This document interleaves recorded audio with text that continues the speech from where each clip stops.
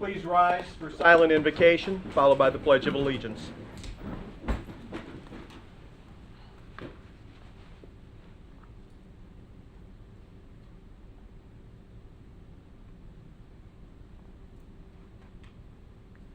Amen. I pledge allegiance to the flag of the United States of America and to the republic for which it stands, one nation, under God, indivisible, with liberty and justice for all. Will the clerk call the roll? Councilman Grubbs, Present. Councilman Bastian, Here. Councilman Stiltner, Here. Vice Mayor Foley, Here. Mayor Burnett. Here. All present, counted for. We have a quorum. First item of business this evening is the state of the city.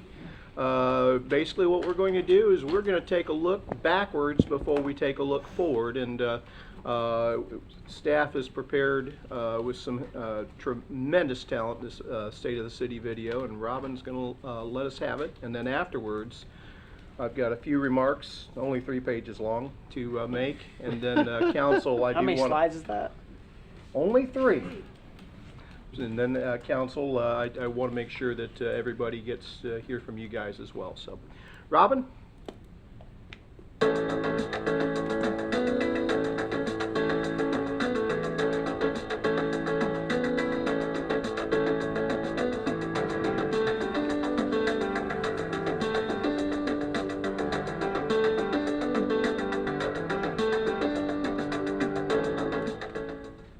Here we are at our 155th year of existence, and we've been through a lot over the past year, certainly through 2 hurricanes, Ian and Nicole, and they packed quite a punch.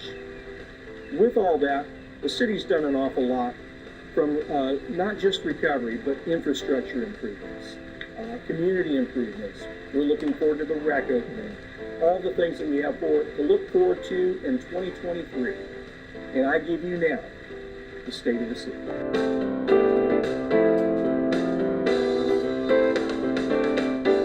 Responding to Hurricanes Ian and Nicole. Our first responders handled more than 600 calls during Hurricane Ian and rescued more than 200 people from flooded homes and streets using the fire department's new brush truck, along with assistance from the Florida and Wildlife Commission. Thankfully, no one was seriously injured and there were 0 fatalities reported. The city waived permitting fees to help businesses and residents expedite their repairs so businesses could reopen quicker and residents could move back into their homes. The city's code enforcement department continues to work with businesses to repair damaged signs from the hurricanes.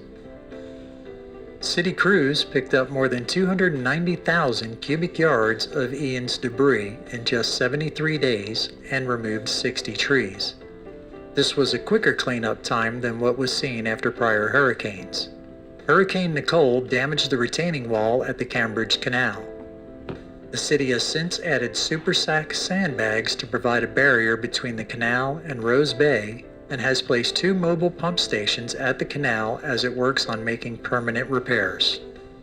City staff continues to meet with state delegation to discuss funding for key infrastructure projects to make our drainage and roadways more resilient. Maintaining a safe community. Beginning with public safety. The city's new fully operational fire training tower provides the opportunity to train with other municipalities in realistic firefighting scenarios. Efforts to lower crime are paying off. SafeWise rated Port Orange the 26th safest city in all of Florida, moving us up 2 spots in the rankings from the prior year. Our men and women in law enforcement continue to provide a high level of service and aid to those in not only our city, but throughout Volusia County, in participation in various regional task forces such as the Southeast Volusia Regional Negotiation Team, the Southeast Volusia SWAT Team, and the Eastside Drug Task Force. The city's 24-hour ambulance service provides swift medical care for our residents and has helped transport more than 4,900 people to hospitals and healthcare facilities since it launched in April 2019. Our first responders further helped our community through events such as the Tour de Force, Thanksgiving Basket Brigade, and the Holiday Toy Drive. Our city offers a wide variety of family-centric events and amazing sports facilities throughout our Parks and Recreation Department. Our sports and athletic programs really took off in 2022. We had more people participate in our sports programs, both private and city-run, than any of our neighboring cities. Hundreds took part in baseball, basketball, swimming, soccer, and more.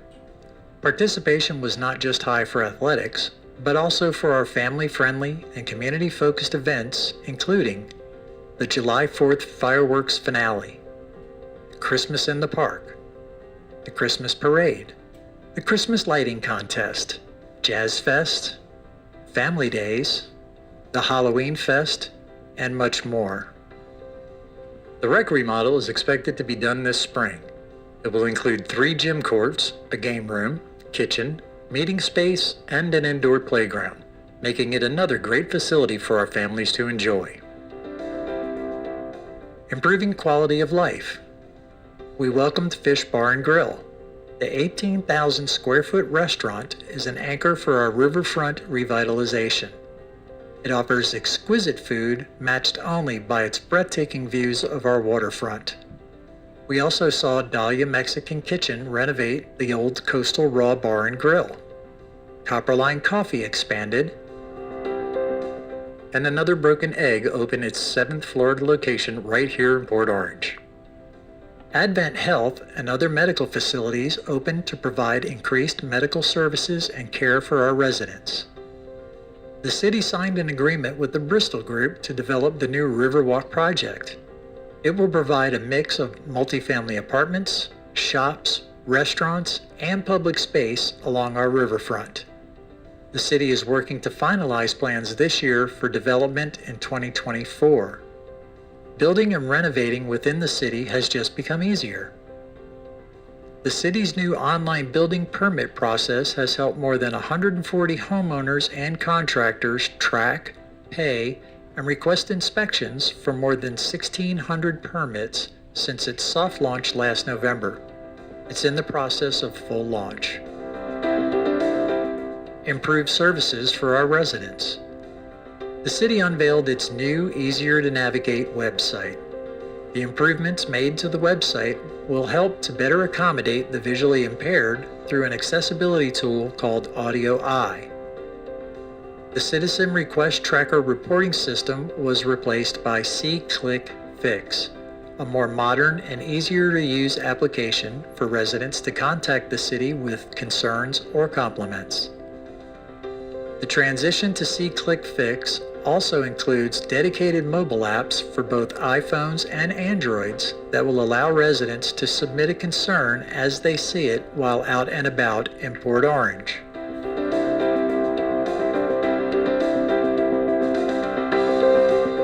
We updated our public records request software to allow staff to track requests more easily. It also enables the public to access records electronically, saving both time and money. Our public works and utility crews have been working continuously to maintain and improve the city's vital infrastructure for residents. Here is some of the work that they've completed. Public Works has paved more than 5.7 miles of roadway and repaired 720 linear feet of sidewalk throughout the city in an effort to make its roads and sidewalks safer for both drivers and pedestrians. The city also made improvements to its response to floods and storms by repairing and rebuilding 11 storm catch basins and replacing 232 feet of stormwater pipe. In an effort to keep the city clean, street sweeping crews swept more than 13,375 miles of roadway. Crews also made improvements and repairs to our sewer and water system by repairing 22 water main breaks and clearing 278 sewer line blockages. As we continue to improve water access for our residents and businesses, the city added 128 new water customers and replaced 25 routine meters. In an effort to help keep our waterways clean, city crews treated more than 2 billion gallons of sewage. The city demonstrated strong financial stewardship. Here are some of their accomplishments. The city had a clean audit and received the Government Finance Officer Association's Certificate of Achievement for Excellence in Financial Reporting. This is the highest recognition a government can receive for its accounting and financial reporting efforts. The city saw its insurance rates stabilize after COVID. With support from State Senator Tom Wright and State Representative Tom Leake, the city secured $750,000 in appropriations from legislature to help cover the cost of sewer system upgrades. The city also received grants and funding for bulletproof vests, docks, drainage projects, firefighter decontamination equipment, crime victim advocate funding, bike and pedestrian projects, and more. 2022 was a year of growth and change for our city. We were hit by Hurricanes Ian and Nicole, and some of us are still recovering. This last year laid a strong foundation for us to build upon. We are pushing to make improvements to our stormwater system, with temporary repairs to the Cambridge Canal already done, and permanent repairs to further strengthen our system could be done within the year. We said goodbye to Councilmember Chase Tremont, who is our newly elected state representative. We are excited the wreck is being renovated and should open for our community this spring. The newly renovated facility will provide our families with a fun and safe environment for people of all ages to learn, play, and provide for some much-needed upgrades. Improvements this year are also expected to progress with our Riverwalk and Down Under projects.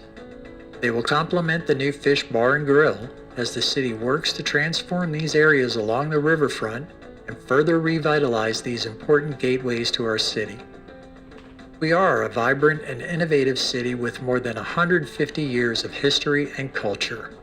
So whether you are out enjoying dinner at one of our amazing restaurants, taking a stroll through one of our beautiful parks, or enjoying one of the many family-centric events that we host, the accomplishments of 2022 have laid the groundwork for further success as we continue to make this a great community for our families to call home. Port Orange, a city unique by choice, not by chance. 2, 3!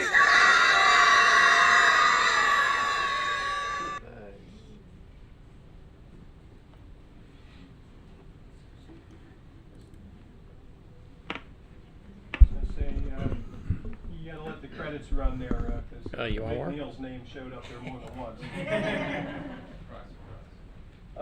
Wayne, I tell you what, I really gotta, I guess it would help if I turn that on. I really gotta hand it to your staff up and down this city. We've got terrific, dedicated people that work for us, including the mother right there. Someone's a I won't fan. mention Melanie's name or anything, along with Alexis Goings, Mick Niels, Melanie Schmatzer, and Mike Springer, the four of you. And it is incredibly great to see how people from across different departments can come together and use their talents to tell the story of our city. We have certainly challenges. As we move forward, we'll address those challenges, and I really just wanted to, after thanking you all, we've taken a look backwards now. I think it's my turn to take a look forward and what it is we have to work on with those challenges. Here in Port Orange, there are 3 things that I want to talk about, and I just want everybody to know this is not an all-inclusive list, and what I'm going to talk about are pretty big projects and things that we're working on. So everything I say right now, I'm just kind of hitting highlights. I'm not going to hit everything. But when I'm done with this, I also want you to hear from my council. I'm going to talk about Riverwalk a little bit. I'm going to talk about transportation and infrastructure, and I'm going to talk about what is yet to come in Parks and Rec. And Robin, thank you. The reason why I wanted this picture up here is that we have done a lot of work, and Bristol Development has done a lot of work on what is going to be a $196 million investment in our city. And this is one of the latest conceptual drawings, and I wanted to kind of show it off. There's a lot of work being done, but we don't see it, and nobody sees it until ground is actually going to be broken. And in the next 6 to 12 months, we hope we're going to be at that crucial stage. But there's a lot of things going on. We'll be talking about those things at future meetings. Matter of fact, we're going to have a very long conversation at our meeting next week on the 7th. But this is very exciting. This is going to spear multiple ways people are going to be able to go down to the river and enjoy themselves. Not only are we going to have a residential and a commercial element where people can go work, shop, live, work, shop, eat, enjoy. I'm looking forward to the civic waterfront that's going to be included. In that civic waterfront, there'll be recreation features and an amphitheater. If you can't find more ways to enjoy the water than you can in Port Orange, and that's what we're going to see too. We've already got Riverwalk Park. We have seen the opening of Fish Restaurant, the 18,000 square foot restaurant facility. So, you know, that is right there on the river. So there's already a lot to do. That park, which opened in 2017, it's going to be 6 years old this year. It's kind of hard to believe, but immediately on its opening became the busiest park in the city. It is amazing to me. I can go by there at almost any time of day and see kids playing in that splash pad there. It is immensely popular, and along with the other features, it's great that we're able to have events and the like that go on down there as well. So that's only going to continue to expand. And then our footprint to the south, we're talking about that area between Herbert Street and Dunlawton. We'll be talking more about that next week, but I thought it important that everybody get to see the latest and the greatest picture there. As we hit the next slide, transportation and infrastructure. Before I get too much into that, I wanted to call attention to the hard work of city staff here. One of our greatest resources and our most precious and vital is water. And we need to know that we are going to have enough water, enough fresh water, enough safe fresh water from a viable source, not reused or recycled or anything like that, to provide for us and provide for our needs. The state and the water management districts every 5 years renews every city's permit based on their ability to provide that. Well, in this case, they've renewed our permit for 20 years. St. John's Water Management District has called Port Orange a model city. You know, and that's spearheaded by our quality water production, our ability to reduce consumption even with growth and expansion in Florida all around us, and you know, and our work to make sure that our infrastructure needs with water production and distribution are kept up. So I'm very proud to say that they have awarded us 20-year renewal, not the 5 years, and that we are looking forward to everything that we have planned in Port Orange, growth and the like.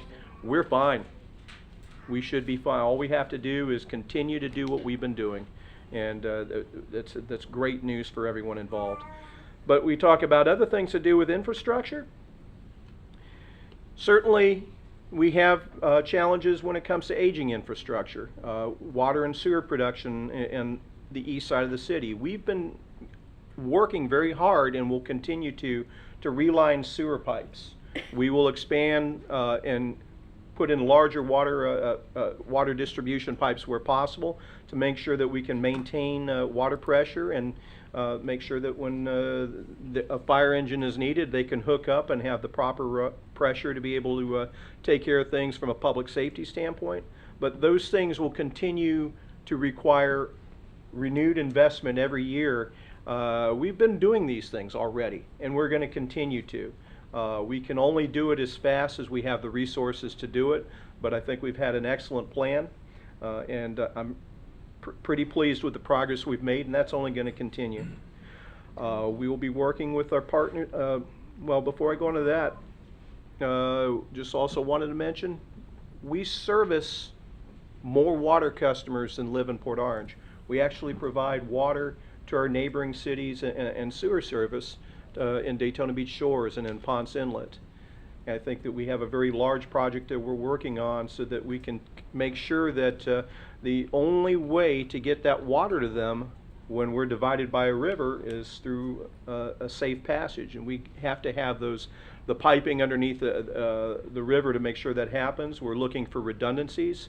It's a very large project. We're hoping to get some additional help from the state with that project because it is good for jurisdictions, and it also helps maintain the safety of the water in the river itself.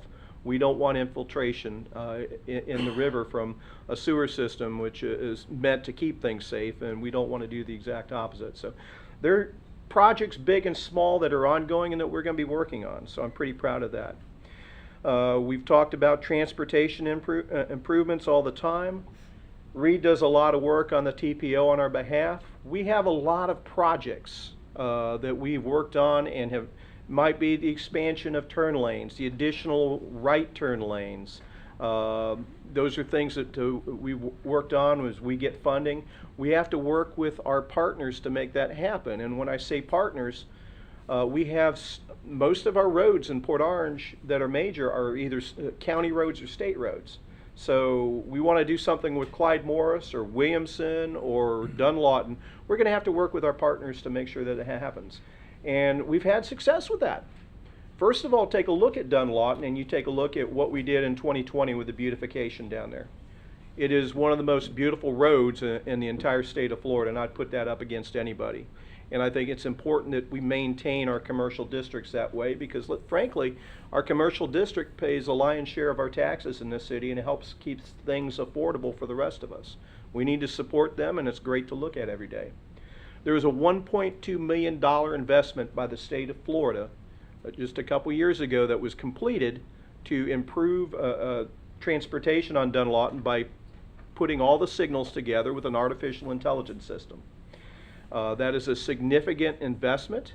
It dramatically improved the flow of traffic right away, and right now, let's face it, we need all those things because we've had a few setbacks because that system is run by cameras. And a number of those cameras, about a third of them were water infiltrated after the hurricanes. You know, the state is working to replace those as they maintain that system as fast and as furiously as possible, along with everything else they have to maintain across the state of Florida, and along with the supply chain issues that continue to pursue on that. So that system is there. We're going to continue to improve on it. We're actually looking at expanding it. We're hardening the signals system. You've probably seen some of that work being done in front of City Center on Clyde Morris, in front of Willow Run, and also on Herbert Street as we work to improve that as well. So we'll be continuing to work on those things. And it's very important that we work with our partners at the other government levels to help make that happen on behalf of our citizens. Something that I've worked very hard on for a good 7 years now is the Pioneer Interchange. That's finally going to break ground later this year. I know some people have mixed opinions about it, but people keep telling me, why can't we get ahead of the game? Why can't we get ahead of the game? A lot of times Port Orange has been very successful because we've been able to get ahead of the game. When you have an interchange on Pioneer Boulevard or Pioneer Trail down there off of I-95, there's a lot of traffic that comes up Williamson through Port Orange because they've got no other way to do things. If you take a lot of that traffic and localize it with the things that are going to develop down there with shops, stores, grocery, and the like, and then give them access to the interstate, that we're going to see a lot of relief on Williamson when that happens. So, and those areas to the south of us are going to continue to grow, and that impacts us as well, even though those are other cities and communities, because we might be one city, but we're still one large community. So I'm looking forward to seeing the positive impact that the Pioneer Interchange will have on Port Orange. Those are some of the things, and I've rambled on because it's easy to do, but there's so much more to come. So if we could hit the next slide. This is actually what I am really most excited about, because as a city, we get a chance to decide what do we want to be for the next 20 to 25 years. It is amazing to me to see the expansion in our athletic programs. The city of Port Orange has more participants in our athletic programs than any other city on the east side of Volusia County. We're the largest, we're the biggest. We're not the most populous, Daytona's still larger than us, Not by a whole lot, but they're outpacing us with growth, and that's fine. I don't need to keep up. What I do need to keep up with is the quality of what we provide. I believe, if I'm not mistaken, we had almost 800 kids sign up for baseball. The soccer programs continue to grow. So we have the rec to look forward to. You see pictures of that there on the screen. It's going to be opening up very soon. It's the talk of the county. Art House is going to be in there, and something that I emphasize when it comes to recreation, the athletic programs are important. We need to have the athletic fields that we need and the right size and the right amount as we grow as a city, decide what we want to be. But I want to have something for people to do, whether you're age 8 or age 80. And it doesn't all have to be athletics. One of those things that we've talked about is a West Side community center. So we need to talk about what's that going to look like? Where's that going to be? What are we going to include in that? So in examining and adding and improving our parks, our athletic fields, a potential West Side Community Center, this council's already talked about it. We're going to continue to talk about it. A potential rec bond for people to decide on in the election next year. So what I want to do is work with my counterparts up here, figure out what we want to be over the next 20 to 25 years. And it's not just going to be us. It's not just going to be staff. There's going to be plenty of workshops. I need the public to tell us what we want and need, because this is for the public. This is for our citizens. And first and foremost, what we're talking about is how we service them over the next 20 to 25 years. And with their involvement, we can figure out a package of what it is, what it's going to cost, and then the people get to decide. So this is the very early stages of something that we're going to see on the ballot next year, and we're going to continue that conversation. I've always said this, and I really believe this. We are a customer service organization, first and foremost, and always. We're here to serve. The 5 of us are here to serve. Our staff is here to serve. All of us have different roles in that service, but that's what our ultimate mission is. That's the spirit, the culture of this city. It's how do we best serve? So by assessing and meeting the wants and needs of our citizens, we can best do that. And we do that by hearing from our citizens every day, both positive and negative.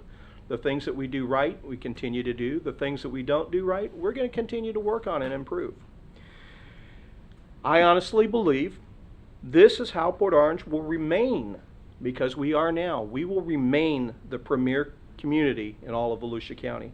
Even if everyone else grows around us, it doesn't matter. I want us to remain the premier community in all of Volusia County. And we can never forget, we're here to serve. With that, I wanted to thank everyone. I want to thank the council. I want to thank my staff. Actually, I want to thank Wayne's staff, because they don't technically belong to me, but this council relies a lot on our experts. One of the things I've said many times before is, it's interesting, we're elected to make policy decisions on so many different things that we are not experts in. I'm not an expert in policing. I'm not an expert in water production, but we have experts that work for us that do, and they help us know what we need to know so that we can make good decisions in our service. We will march merrily on, and we will continue to be the premier community in all of Volusia County. Thank you, everybody, and I want to hear from the rest of our council on the things that I've outlined, the things that their thoughts on, and Drew, why don't we start with you? There's not a whole lot I could say to add to that, because I mean, it was covered so well, but you know, we couldn't do, you brought up the citizens and the staff and all that, and we couldn't do what we do without them. So you know, that's my point, is focus on that and go to the citizens. And I'd also like to point out that Representative Tremont is here, and he was mentioned in the video as going away. So certainly, you know, moving on to bigger and better things, but here he is. He's still here with us on a Tuesday night doing his thing. So He may be in Tally, but he's still our neighbor. yeah, and he'll probably be back there tomorrow or whatever. So yeah, we just gotta, you know, I'm excited, even though I have a short time left of, you know, November of 2024 will be done. So what do we have, 17, 18, 19 months left, and we'll just see where we go moving forward. But I'm excited to keep going and see what we can get accomplished at Riverwalk and beyond. And hopefully no more hurricanes for a while. Well, wouldn't that be nice? Yeah. Tell me about it. I You're think in it's charge of something. that. Yeah, but, yeah, well, Chamber of Commerce too. Yeah. They gotta help But with you it. chair the hurricane committee. Yeah, right? For sure. Scott? So, yeah, just, You know, being elected to a governing body, especially a local body, but much like all the rest of the different levels of governing bodies that we have here in the state of Florida, the one thing that it does take some time to get used to is the speed of which things get accomplished. You identify problems or you identify needs, and then next thing you got to do is identify design, funding, probability of projects being completed and things like that, and they just take time. They just do. One of the things that we do here pretty well at the City of Port Orange is our staff has been incredibly good and talented at being ready to take advantage of opportunities when they come our way, and they do come our way, and they do that because sometimes other cities just didn't take advantage of being prepared. And so, you know, we have done some things in the past few years that we've been able to check off our list early because our staff is attentive to that, and we truly appreciate that as a council. Checking things off our list, or like the mayor likes to refer to them as wins, put them in the win column. We got them done, right? We got them accomplished. We got Riverwalk Park. We got finally a very viable partner that looks incredibly promising for the completion of the greater part of Riverwalk. We have been able to check off on our list the creation of renewed investment in the east side of our city like we haven't seen in decades and decades, and that is great. I get calls all the time, people wanting to know what's going on over there, what's available, where can we get involved, and that's very rewarding because we can't forget about the older portions of our community. They have to be reinvested in, and if we're going to stay the quality city overall. So we've checked a lot of things off our list there. There's a lot of things still on my list, and as well as I know this council up here, and they'll probably never come off the list. You know, when we talk about drainage and the like, and how we respond to natural disasters, I don't know that you ever get to a point of completion with that. I was reflecting back recently on some of the drainage projects we've completed, and some of those from the start of identifying a project, seeing it completely to fruition, can be 5, 6, 7 years in total, you know, from start to finish, and they just take time, and they are tremendously expensive. And for all of those, we tend to have to rely on a lot of other funding resources because of those expenses, and those are going to continue. But our staff is good at doing that, and we will continue to not only look for ways to protect and maintain current infrastructures, but improve them where we can, and how that will be you know, beneficial moving forward. The one thing, or a couple of things that I really, probably the two biggest things in the coming year and years that are on my mind for us moving forward is the number one thing I think we all hear about is traffic in our city. It's been that way the entire 8 years I've been on council. I would assume it'll continue to be that way moving forward. That being said, the biggest frustrations that I hear time and time again don't apply to municipal roadways. They're not our city streets. They apply to our county infrastructure roadways and our state. So I think moving forward that what we need to do is we need to kind of increase our presence and our interests and concerns with our county and state partners. But we can't do that alone. It just can't be the 5 elected officials and a few of our city staff. It's going to take our residents helping us along the way, whether that's emailing our county officials, our state officials, different governing boards and review boards that are involved in all of these things. You know, growth is inevitable in the state of Florida. State of Florida has a massive growth rate right now, and it does not seem to be slowing down. Whether you see the numbers of 6,000 new residents a week moving to Florida, up to 8,000 I've seen.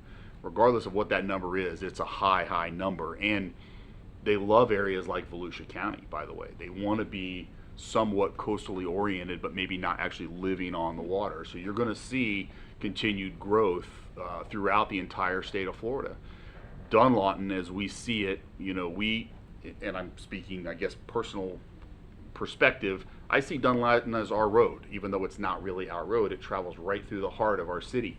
So it impacts every single thing we do, whether that's how our emergency response teams can respond across and around the city, whether it's how our residents get home, get to jobs, get to school, what have you. There's a major impact.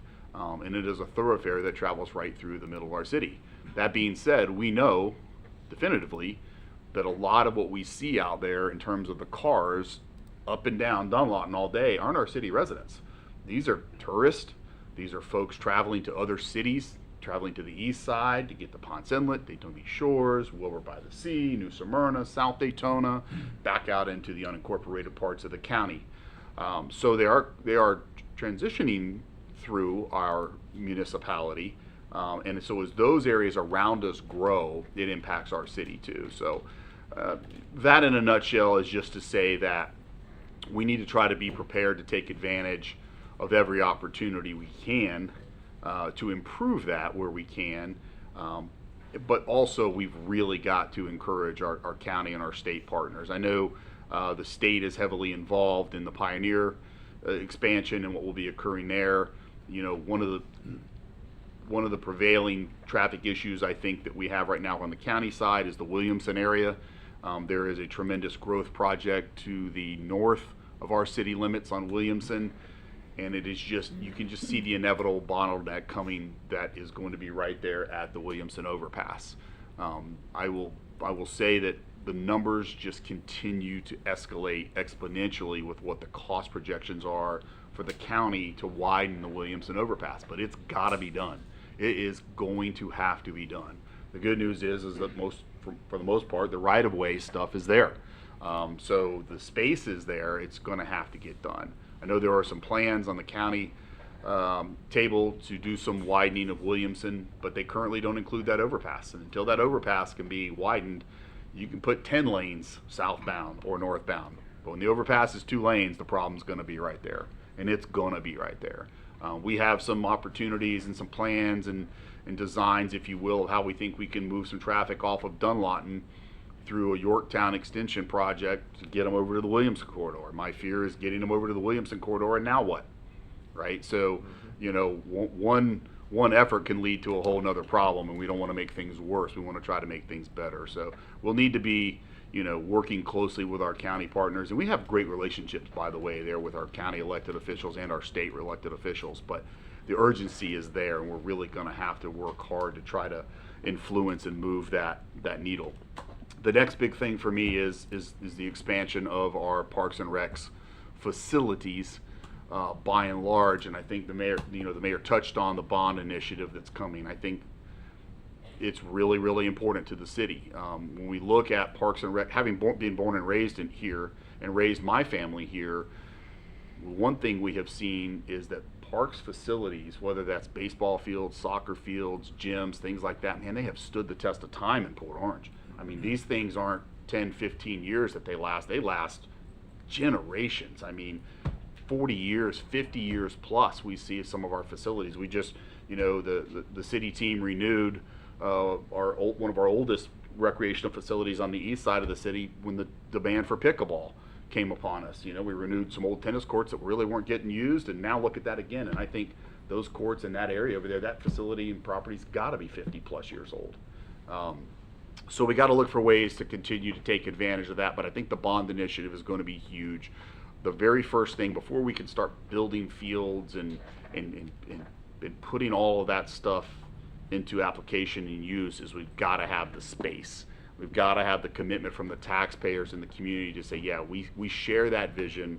We are willing to help fund that vision, and then us help learn and see what's the best process to do that. And I do think that a bond initiative is going to be our best option.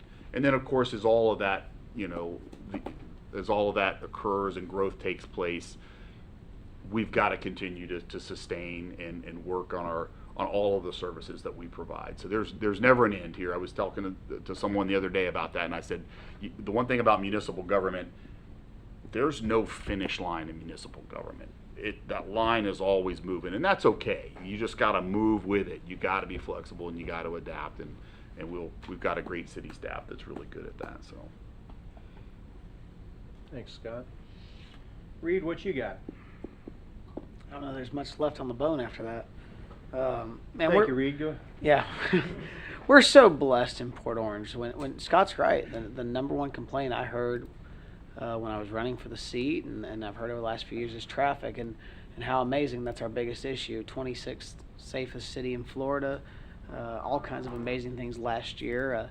A staff full of phenomenal people who are working night and day. You know, I was in here last night for a fire pension meeting, and at 6 o'clock when I had to leave, there were people on our staff still here working, and they're just fantastic. 2022 is an interesting year, you know, with its challenges, with the hurricanes. I think, you know, from everything, I heard something. It was Jalen Hurts in the Super Bowl. He said, "You either win or you learn. You don't win or lose. You win or learn." And for us, the hurricanes probably taught us a thing or two. Probably learned a thing or two, and we'll take that forward, take that knowledge.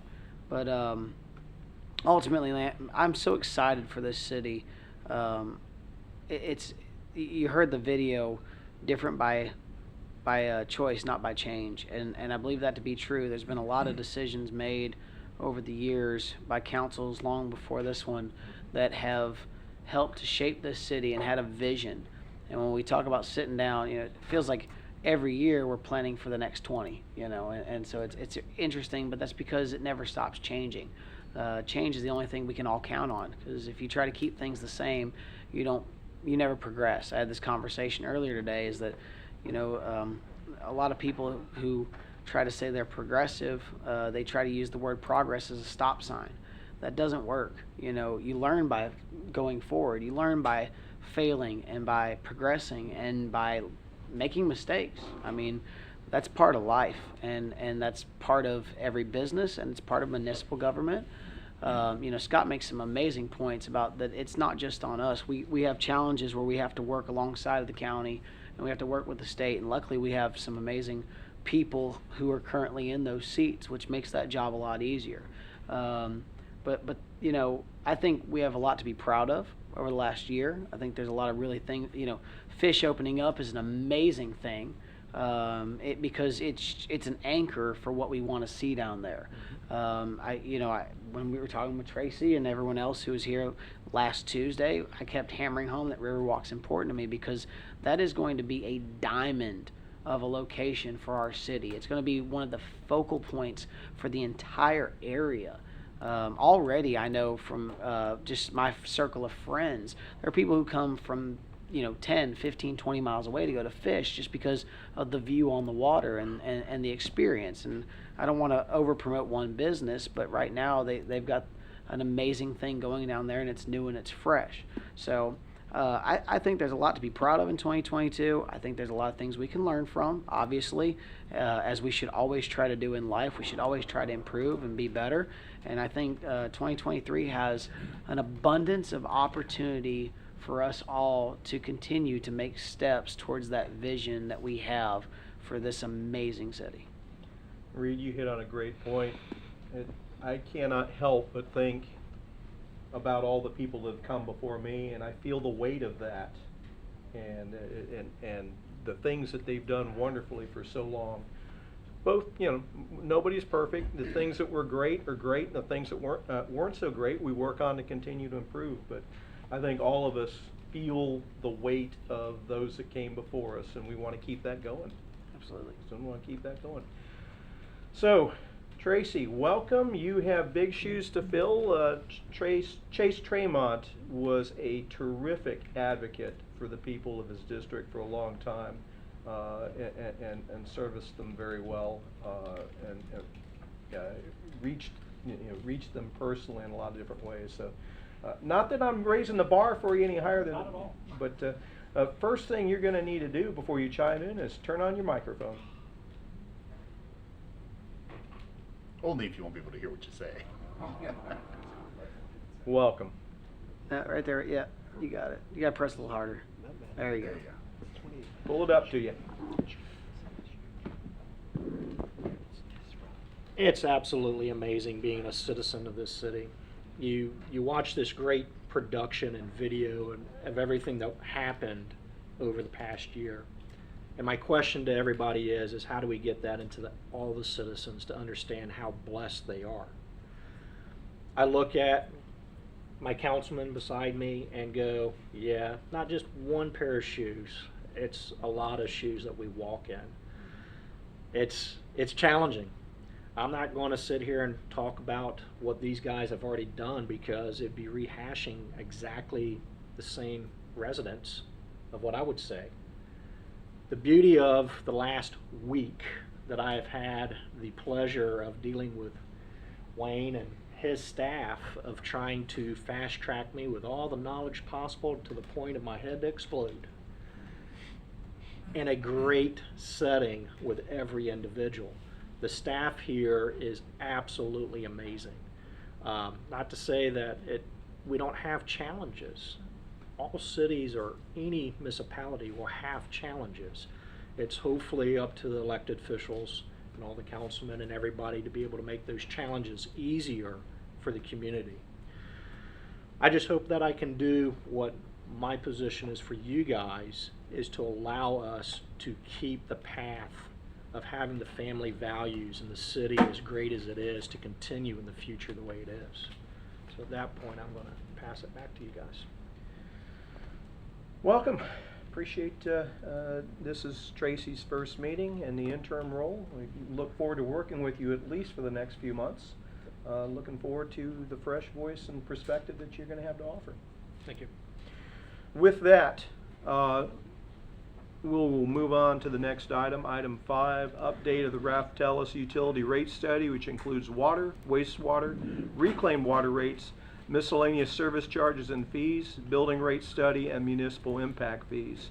One of my initiatives as mayor when I came on board is I wanted to make sure all of our fees got reviewed every 5 years at most for suitability. Because the one thing I don't want to have is we go too long holding the line on something and all of a sudden our rate increases are outrageous because of this. This is why we're doing this. I'd rather have small tweaks as we go instead of large tweaks because that really hurt later on because we got to play catch up. So this is a large part of that. I appreciate John's hard work on this to give us a very short 62-page slide presentation. And Wayne, you want to set us up? I'm going to let John do that so we Okay. can get to him quicker. Mayor, council, 200 pages, sorry about that. You no. forgot the other 100. Yeah. Uh, As soon as I took that jab at you, you added them in. I see how you are. All in good fun, sir. Yes, sir. This is the third time we're coming before you this evening, or so far on the Raftellus study. So far, we've completed the cost allocation. We had the preliminary review of the utility rates. Raftellus is now coming back this evening to go over the comments that were received back in December. So without any further ado, at this time I would like to introduce Henry Thomas with Raftellus, who will go through the presentation with us this evening. Thank you. You just have to hit The left. Yep. All right, thank you, Jonathan. Welcome back, Henry. Thank you. So on a personal note, before I get going here, and we're going to move through those 62 pages pretty quick, is my takeaway from tonight is if I want to come over and sit on the water and eat good fresh seafood, I don't have to go all the way to Off the Hook and Ponce Inlet anymore. You just saved me about another 30-minute drive, and I do that fairly regularly. So I appreciate what you're doing. So in keeping with the efforts to look ahead and plan, the city engaged Raftellus to look at your fee structures and your various enterprise funds to make sure they're sound and viable, that the rates are fair and equitable, and that they're going to support your programs as you go forward. So tonight, I brought my team with me that helped put all this information together. Last time I was here on my own to talk about water and wastewater fees, and tonight we're going to talk about municipal impact fees, including police, fire, and transportation. And with me tonight, Joe Williams and Lawrence Kiefer, our subconsultant on the transportation fees, are going to take you through that. In addition, we've reviewed your building and permitting inspection fees. And part of what drives this is certain statutes that the state of Florida has come up with regarding third-party credits and balances that you're allowed to maintain within that enterprise. And there's some limitations, and we've examined those fees. And then finally, we're going to come back and really quickly recap what we talked about last time, and then get into the proposed rate designs for water, wastewater, and reclaim, and also deal with those issues we discussed regarding how we build manufactured housing. And so at this point, I'm going to ask Joe to come up and get started. We're going to move through fairly quickly. If you do want to stop us, please do. But we're also going to try to get the basic presentation we have to do for all this done in about an hour. So. Thanks, Henry. All right. Thank you, Henry. Good afternoon, Mayor, Council. So again, I'm going to take you fairly quickly through the municipal impact fees. We're going to start off with the police, fire, and parks. And then Larry's going to come up and talk about the transportation. So an overview, you currently have fire and parks impact fees. We were tasked with looking at adding police. And we're doing all this in light of statute, case law, and basing everything off your current local cost data and your plans to improve your facilities going forwards. Basics, I think a lot of you know this, but we'll just cover it briefly here. This is a one-time charge at the time of development or redevelopment, and it's to fund expansion of infrastructure. So we're not covering salaries or operating costs. We're doing one-time investments to expand facilities. In these cases, adding new parks, building additions to parks, in upgrading fire stations, upgrading vehicles, etc. Statutory requirements, section 163, 31801 of the Florida statutes is referred to as the Florida Impact Fee Act. Has a laundry list of requirements that you have to meet. They've updated it 3 or 4 times in the past 3, 4, 5 years, so there's been a lot of activity in the statute. Not going to bore you with all the details, but the newest thing that was added, as shown on the screen here, is limitations on how you can increase fees over time. So you'll see that when we get to our fee calculation, that there's limitations on how you have to phase in those increases. There is provisions for extraordinary circumstances.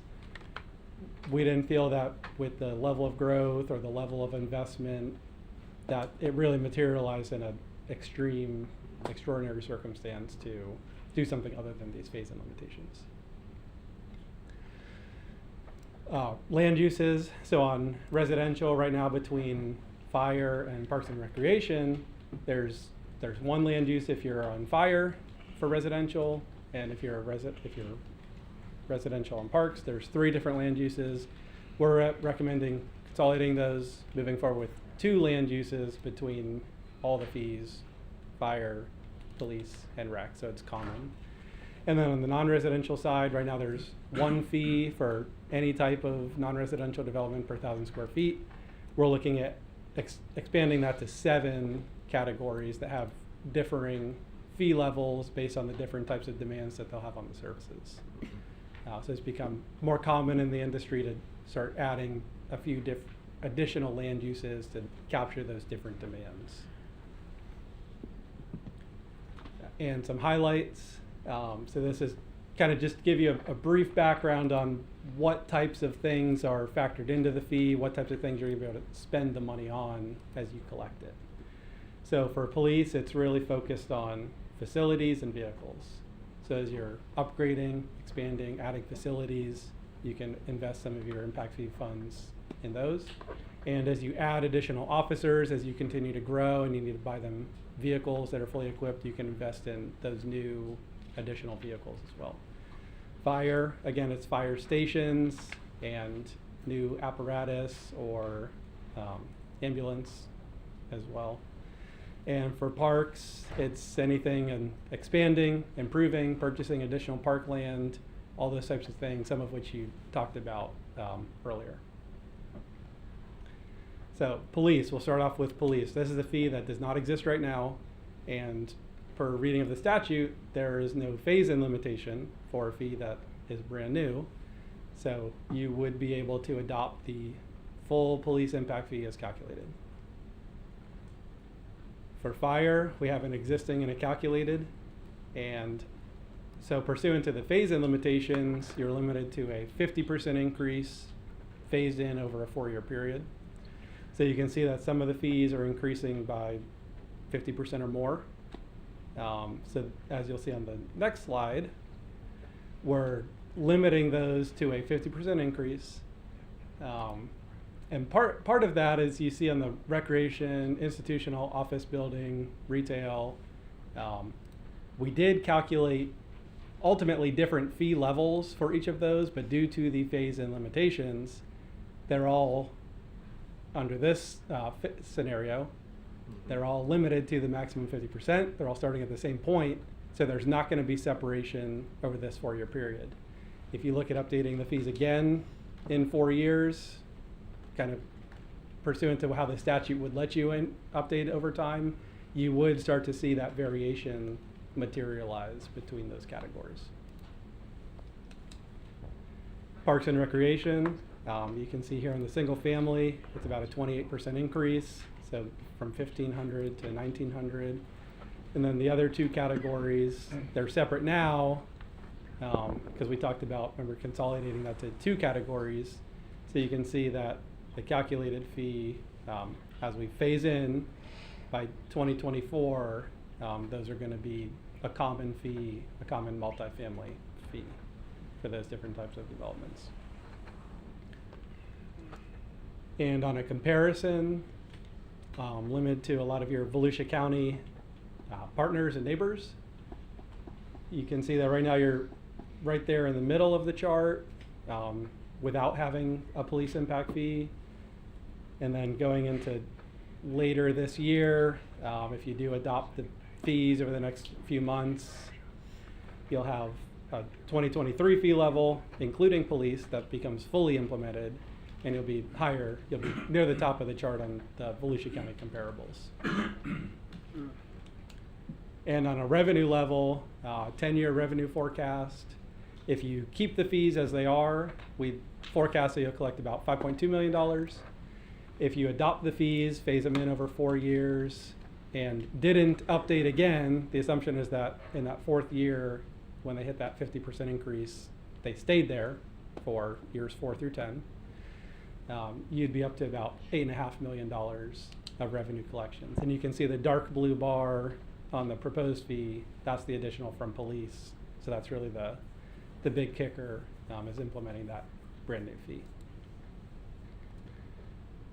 And so that'll take us into the transportation. Mr. Larry, you got a clicker. Good evening. The transportation impact fee technical study document includes more than I'm going to talk about tonight. It includes information about land use, about the level of service, some of the roadways that you're having some issues with, Williams, as you mentioned. And tonight I just want to talk about the impact fee and how it's calculated and what you'll be faced with based on the calculations.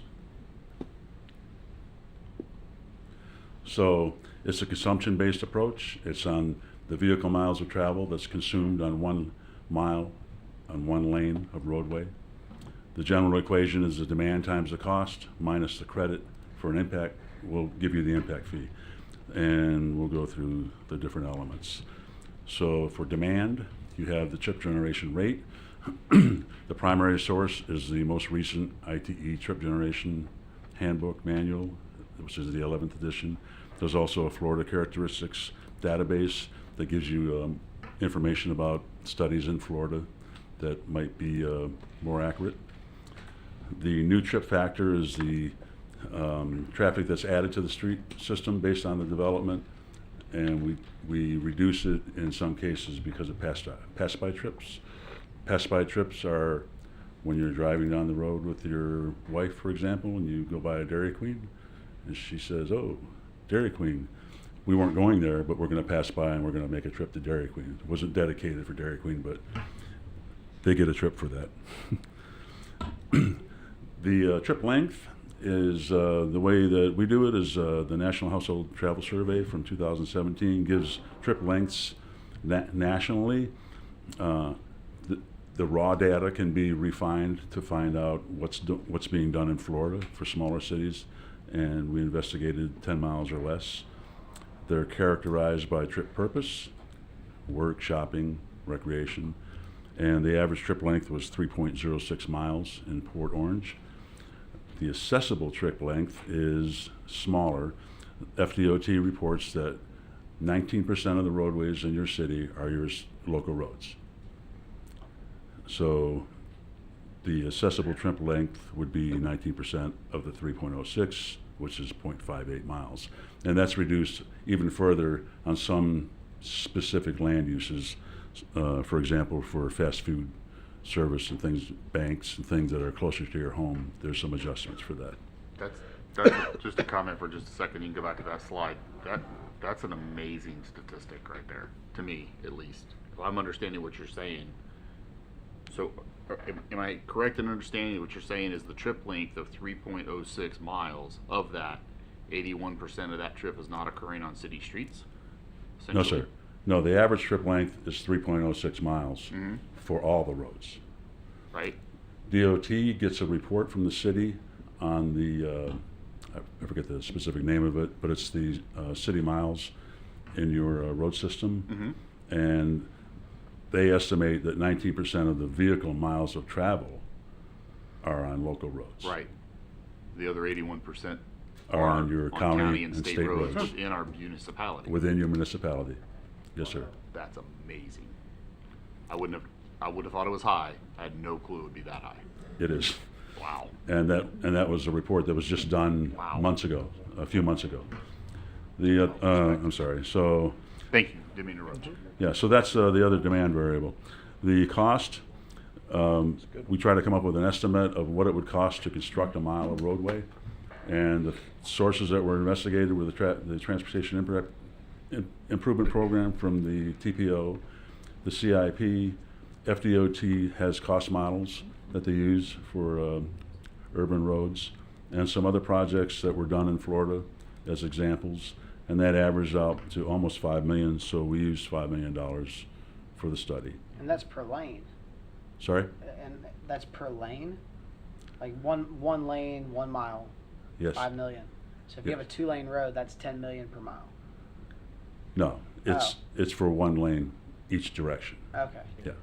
Thank you. And it's a good question because this will come up. So how much capacity is there per lane?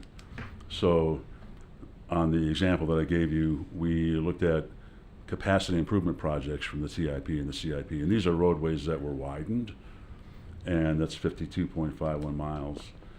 And the capacity, it's a little complicated, but DOT has generalized tables that show level of service. We want to bump it up to the maximum level of service, and how many, what would be the increase, and then that's divided. It's 10,900. We use 10,500. So the 5 million that was on the previous slide is divided into the 10,500. So the fee is $476.19 per vehicle mile of capacity that's consumed.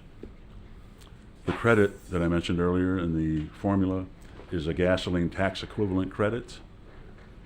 There could be credits from a developer if they built the road, and they could be given a credit for that, but the standard credit for the fee amount is based on a tax equivalent credit, and this is a little complicated, but it's the average funding per gallon is, in this case, a little over 5 cents.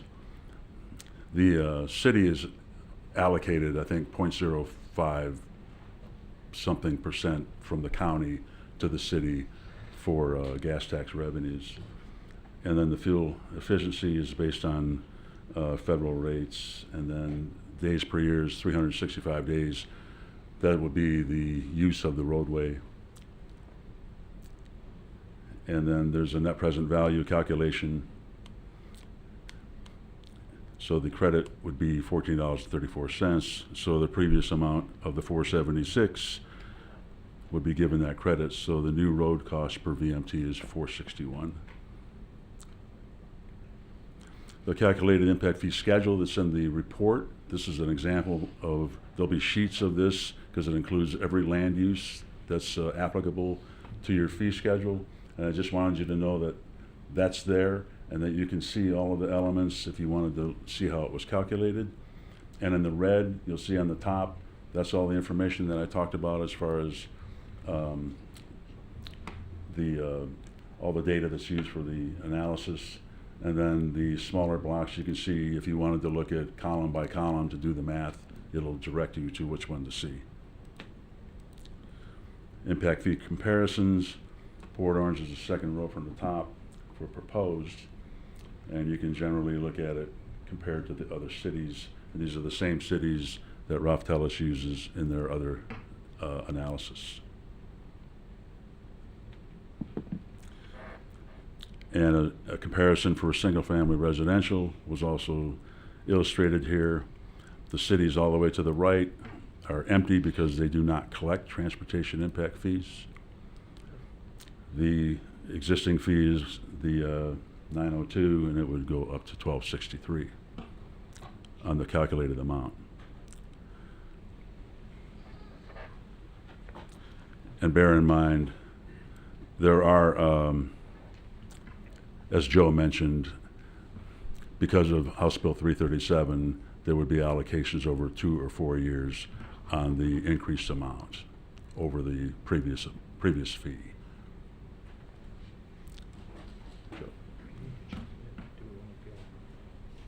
All right, close out our last slide and then we'll pass it over to building fees. So quick conclusions, these fees are based on recent local data available to the city. We are recommending that you phase in per statute limitations, and by updating the fees and adopting the fees to the maximum level that you're able, you're reducing the burden on your existing residents that's caused by expanding and upgrading facilities to serve growth. So by updating the fees to the level that you can, you're collecting as much from development to fund the improvements required to serve them. And 90-day implementation, there's a 90-day waiting period from when you adopt a fee increase before you start charging it. So thank you. I think we're doing questions at the end if there's any follow-up, and we're going to turn it over to Mark now to talk about your building fees.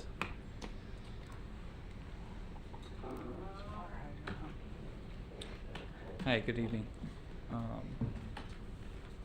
Before we get started, I just want to give you guys a couple of handouts here. This is the current building fee schedule. I'll take his too.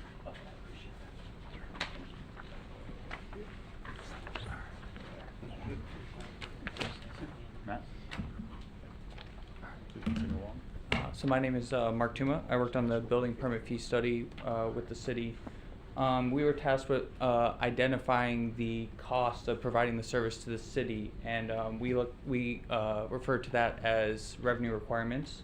Some of the main revenue requirements for building fees are your operating expenditures and some capital funding for vehicles and software. We also looked at the ability to fund these revenue requirements through the building fees you currently have, and as well as ensuring that you're complying with the Florida statutes that are currently in effect, which include the private provider credit for third parties providing a service, as well as your level of operating reserves.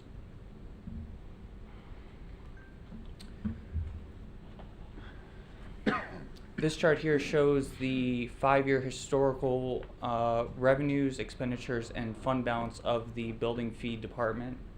As you can see, between 2018 and 2021, the blue line is our ending fund balance, which has grown from $3.3 million to approximately $5 million. In 2022, we went from $5 million down to about $4.8 million. As the black line shows, that is our allowable fund balance target per the Florida statute. In 2022, that target was 1.8 million. So per that statute, we're only allowed to carry forward the average of the last 4 fiscal years of our operating budget.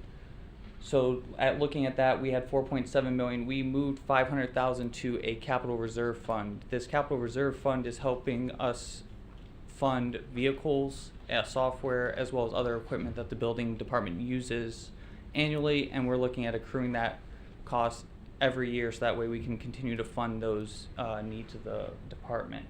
The other 4.2 million is our operating reserves. As I mentioned before, the operating reserve target in 2022 per our operating budget is 1.8 million. That leaves us a 2.4 million in surplus of that operating target.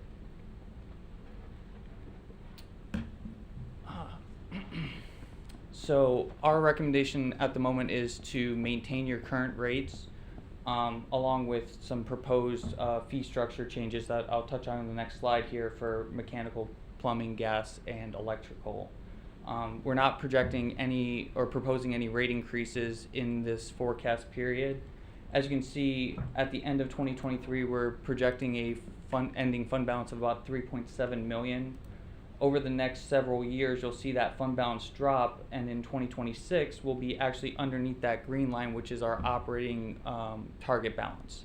So you'll see the operating target balance is growing every year due to our increase in operating expenditures. That allows that target to grow every year, and therefore we'll be in a position where we'll actually meet the criteria of that Florida statute by 2026.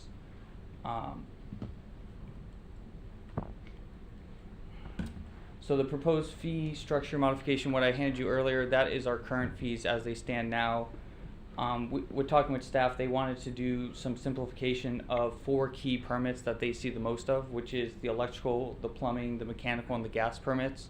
So as you'll see on the screen, this is the condensed version of those permits. So the document I handed to you was a lot more different fees inside the electrical and the plumbing and things like that. This structure here that we're proposing is much more similar to other municipalities in the area as well as across the state. And this change, most importantly, is revenue neutral, so it won't see any increases to anyone's bills. The next thing we were tasked at looking at was the prior provider credits.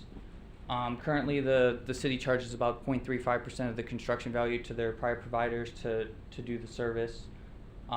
We talked with staff and looked at the time that was avoided by the prior provider coming in and either doing the plan review and inspection or just the inspection. Our proposed prior provider credit would be still charging the 0.35%, which covers the admin and all the paperwork and the emails back and forth with the prior providers, and then providing a discount of 86% if they were to do the inspection, and then 84% of the total construction value if they do the plan review and the inspection. So in conclusion, our operating reserve balance right now is in an overfunded position, but we believe with over time, the rising operating costs, we'll see that position continue to drop some, where we'll be in line with the Florida statute requirement. Consider the adoption of the simplified rate structure for the plumbing, mechanical, electrical, and gas permits, and then as well as the proposed prior provider credits, which I just mentioned were 86 and 84% respectively, and then continue to monitor this fund as we hope that these changes will allow us to become more in line with the Florida statutes. And with that, I'll turn it over to. Tell you what. Yes, sir. By my measurements, we're about halfway into this, and council's been at it almost an hour and a half. So why don't we take a 10-minute break? Because I know when you get into utility rates, we're really digging in. And I want us to have a fresh mind. So let's take a 10-minute break at this point, and then we'll come back to Henry. We are in recess. Set timer for 9 minutes and 48 seconds.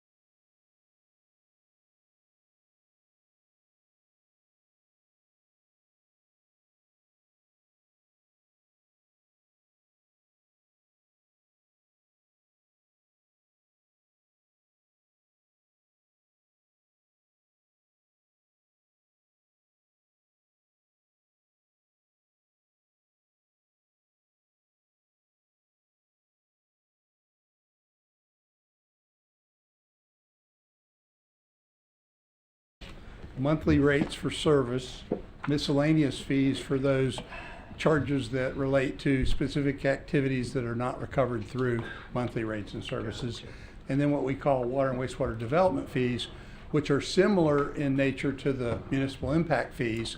A lot of what drives those is Florida case law, but the statute in particular on the impact fees specifically excludes utility impact fees from that law.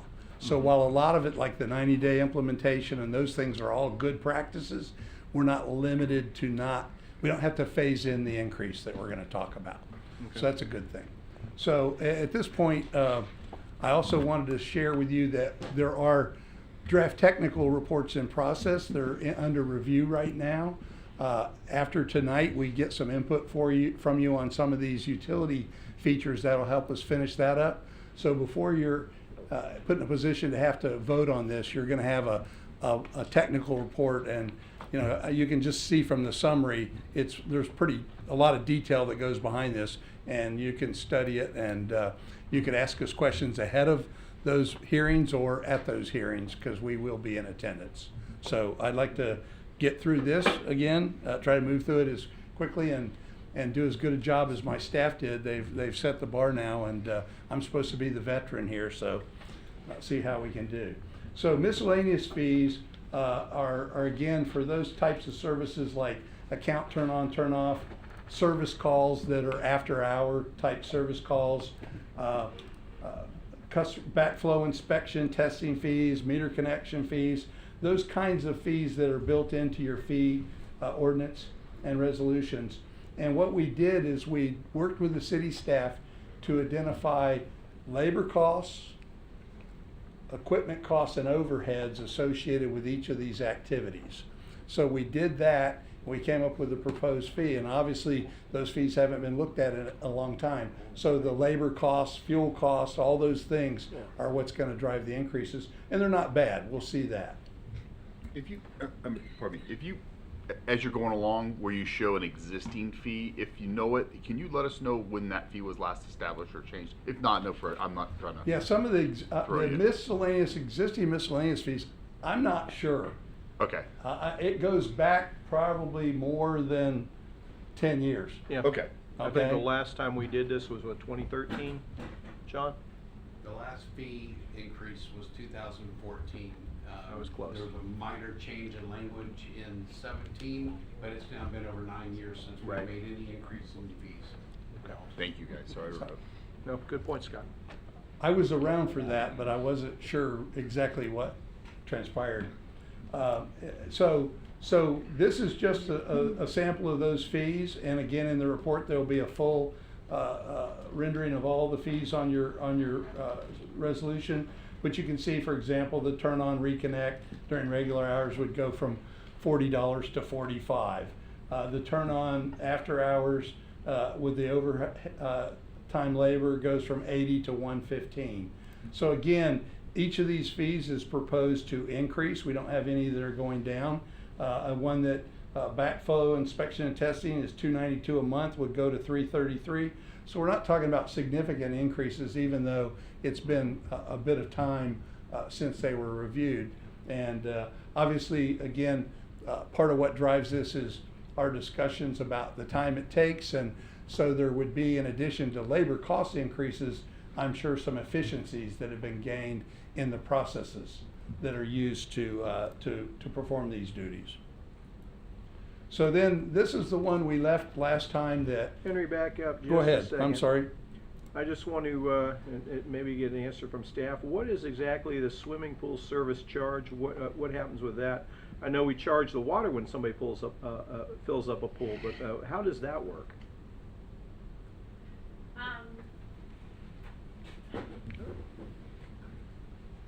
So there was a fee created prior to my time here in 2013 Uh-huh. that if you wanted a sewer adjustment, the city would go out and read your meter before you filled your pool, and then go out and read your meter when you finish filling your pool, and our trucks would, or we would charge you the fee for, the city's time and staff. 2 trips. Right. Gotcha. And We so, don't- it's not a big practice now because we can read them electronically. Ah, gotcha. So this is not necessarily essential unless there's no way to, Correct. okay. and if they don't request that service, obviously they're paying a pretty significant sewer charge for every 1,000 gallons of water use. So Yeah. that's why you put that in there to be fair about it. Gotcha. Just similarly on the sewer charges, we cap the sewer charges at 12,000 gallons a month because the presumption is that that use doesn't really go back to the sewers for residences. It does for commercial, but like a restaurant, but for a resident, that water's typically going on the lawn and doesn't get treated for sewer. Yeah. Thank you. So, just to recap some of the issues with respect to this, is that you've got 8 parks that use master metered and are billed on that meter at the property line based on the total flow going into the park. That represents behind that meter about 860 units. And then you've got 6 parks that are billed using the privately owned meters that are beyond the property line on individual lots. And those, there are about 1,200 units in those particular 6 parks. Now, in any event, the city does not own or maintain the meters or the infrastructure within the private properties. So again, as I explained to you last time, typically most utilities do not go onto private property to do this kind of meter reading and billing service. So the other point that we want to make is that the private owned meters are not consistent with the city's new metering technology. So even though if we continue to do it, we have to do it, it's still being done by manual read. And so we've also determined that out of the 1,151 meters that are out there that we read, 519 of them aren't even working. So those bills are currently being estimated. Because the meters aren't working, we have no way to compel the property owners to repair those meters. So then Until they have to pay for it. yeah, so about 27 meters are dead and showing no consumption. Now, in order to do this billing process monthly, it takes about 52 hours of reading time and about 9.5 hours of clerical time to bill these 14 trailer manufactured housing areas. And again, if we were doing some form of master metering, that would be greatly simplified. Wayne, I'm just going to reiterate at this point one more time that I am absolutely for this so that we are consistent with how we execute this. I just want to make sure that we execute it in such a way that park owners don't take advantage of it and don't take advantage of the people as they switch over. Because a lot of these people are the least amongst us and can't afford to be hit hard all at once. And we're going to have a comment about that shortly here too. Thank you. So the other thing with respect to the 2 types of meter readings that we do, we actually have 3 kinds of billing methods. So one is those that have the master meter, that first category we talked about, we bill them under a master meter rate, and all the flow is billed at a single rate per 1,000 gallons. The base charge is based on the units behind the meter. Then we have a single family rate that's billed for each individual lot.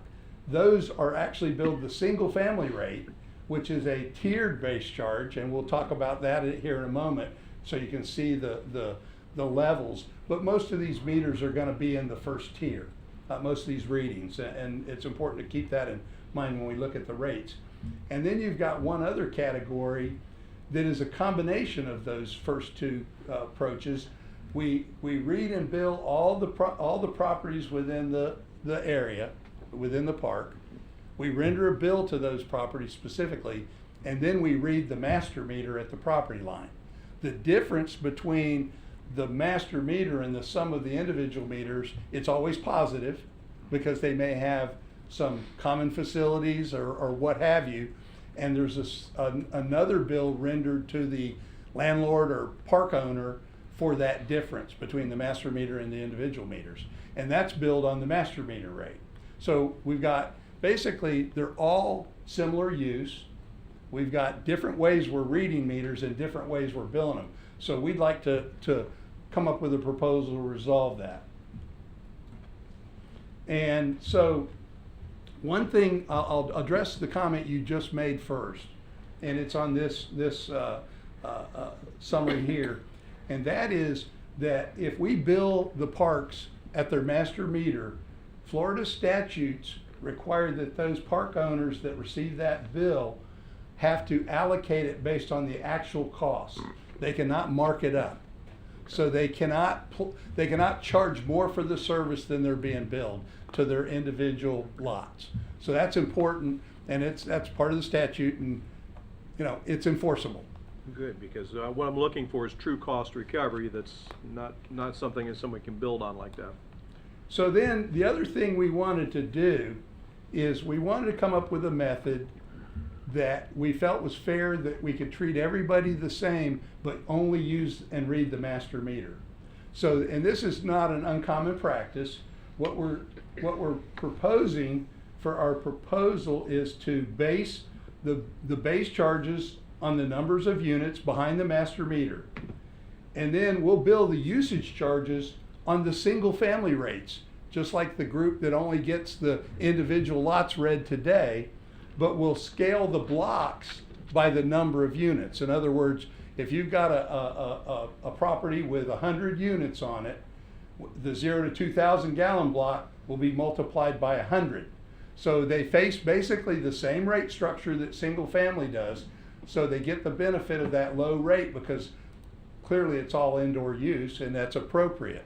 So we just, on this chart here, we show the existing rates that we use, and basically this would be if we put them all on the master meter rate, which was something we talked about before, and the concern was how that would affect those that were paying the lowest bills among the groups. And that would be $9.90 and $3.21 per 1,000 gallons for all use. If we increase those uniformly based upon the rate proposals we'll share with you in a moment, it would go to $10.17 and $3.30. Okay? So what we're suggesting instead is that we have a rate, and there's basically a rate structure that's going to differentiate between the 2 to 6 and the 6 to 12 block. And we would have a rate structure that would bill the first 2,000 gallons per unit in the park at $1.52. And then you're not going to have any that go over this. The next 2 to 6,000 gallons per unit would it be at $3.99. You're literally going to have no consumption beyond that second block for these properties. So let's talk about the bill impact if we do that. And this was, I've just put the mobile home structure on this slide next to the single family, so you can see they're identical in terms of the per unit approach. Appreciate that. All right, so then, left button, sorry. So then we looked at average usage statistics. So the master meter projects out there where we only read the master meters, we were able to get all the billing data for the last year, and they're using about 3,000 gallons per unit in those properties. We assume that they're probably master metered because they have some common facilities. They may have a swimming pool within the park. They may have a community area within the park. And then when we look at the individually metered units, where our estimate is it's about 1,600 gallons per individual unit. The ones that have the true up, if we take the true up bill and divide it by the number of units, that true up bill averages about another 600 gallons, which would put them at 2,200.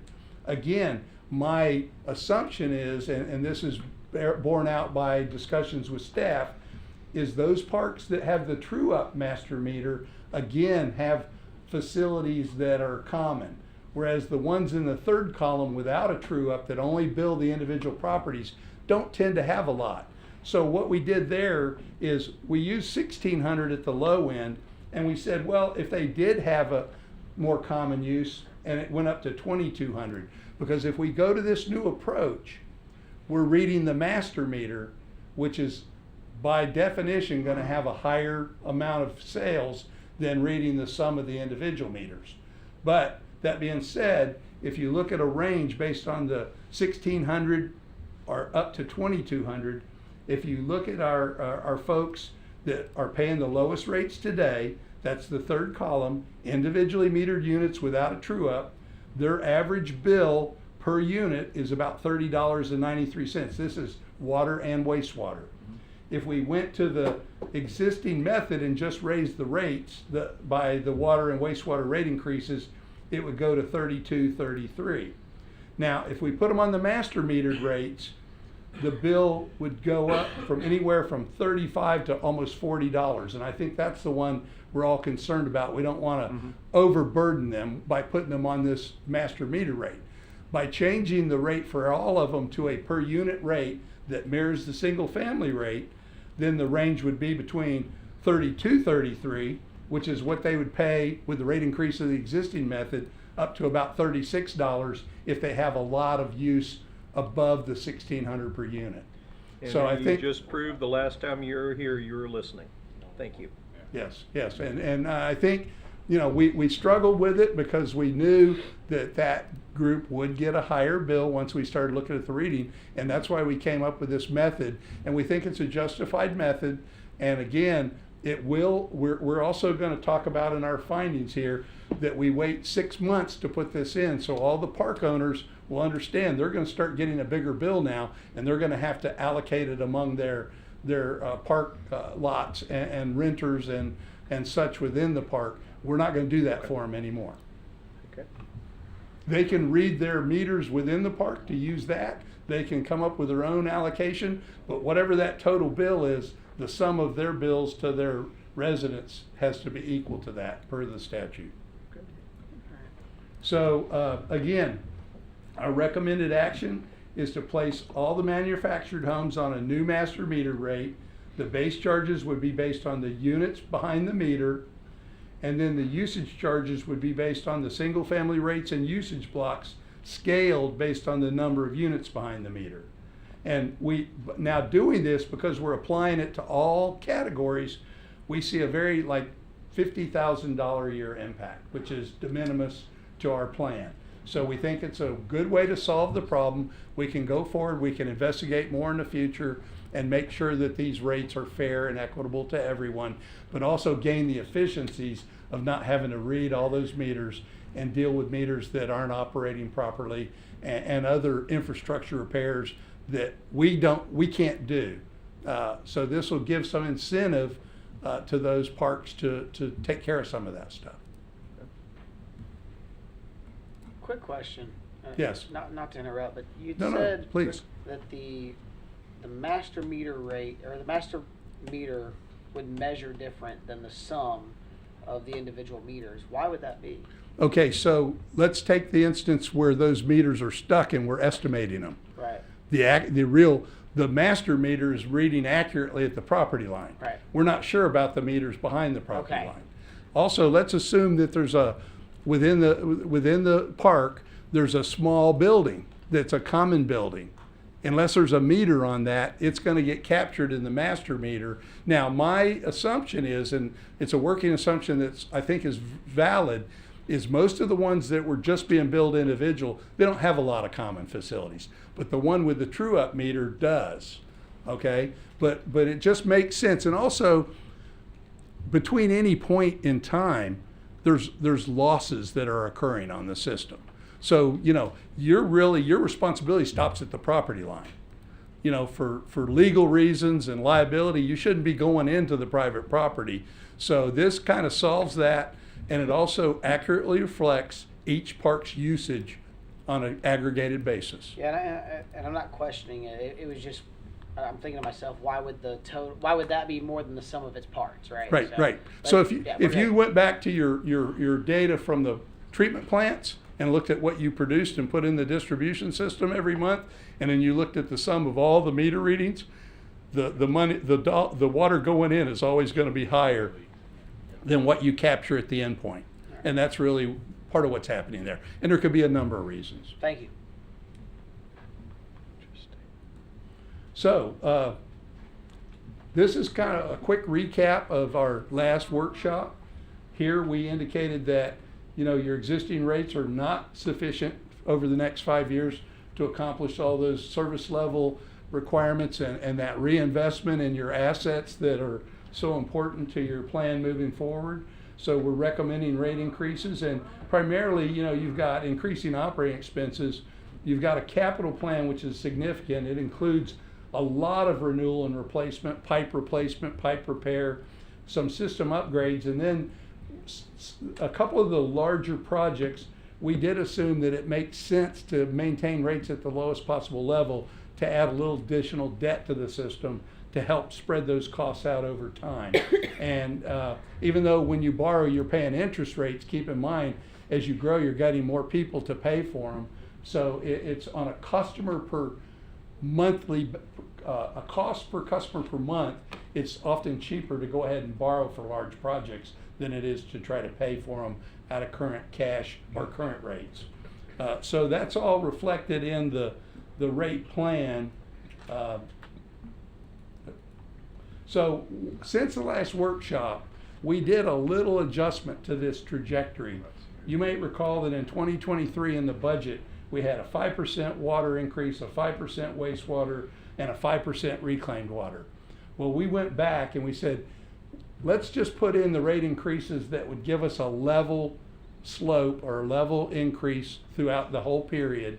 And that resulted in water at 275, wastewater at 575, reclaimed at 425. The first one that we're proposing to go in effect April 23. All the additional increases would be done in January of the each calendar year. So we smoothed it out a little bit. And of course, if you have water and wastewater combined services, this is designed so that each enterprise pays its own way. If you have combined services, that rate is you know, something fairly close to inflation nowadays. So you know, when you combine the water and the wastewater. So this just demonstrates that the bars include the various components of the revenue requirements, as we've referred to in these other studies. It includes, you know, your operating, your debt, your transfers. The lighter green line shows where you would be with current rates, and it shows that you would be in deficit throughout the period.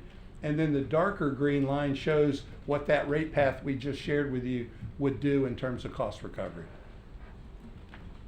This is just real quickly showing that your unrestricted reserve ending cash balance and your debt service coverages are all within your policies, and you'll have a reasonable financial position, hopefully, if our assumptions on inflation and growth hold. That's why we update these things occasionally, right?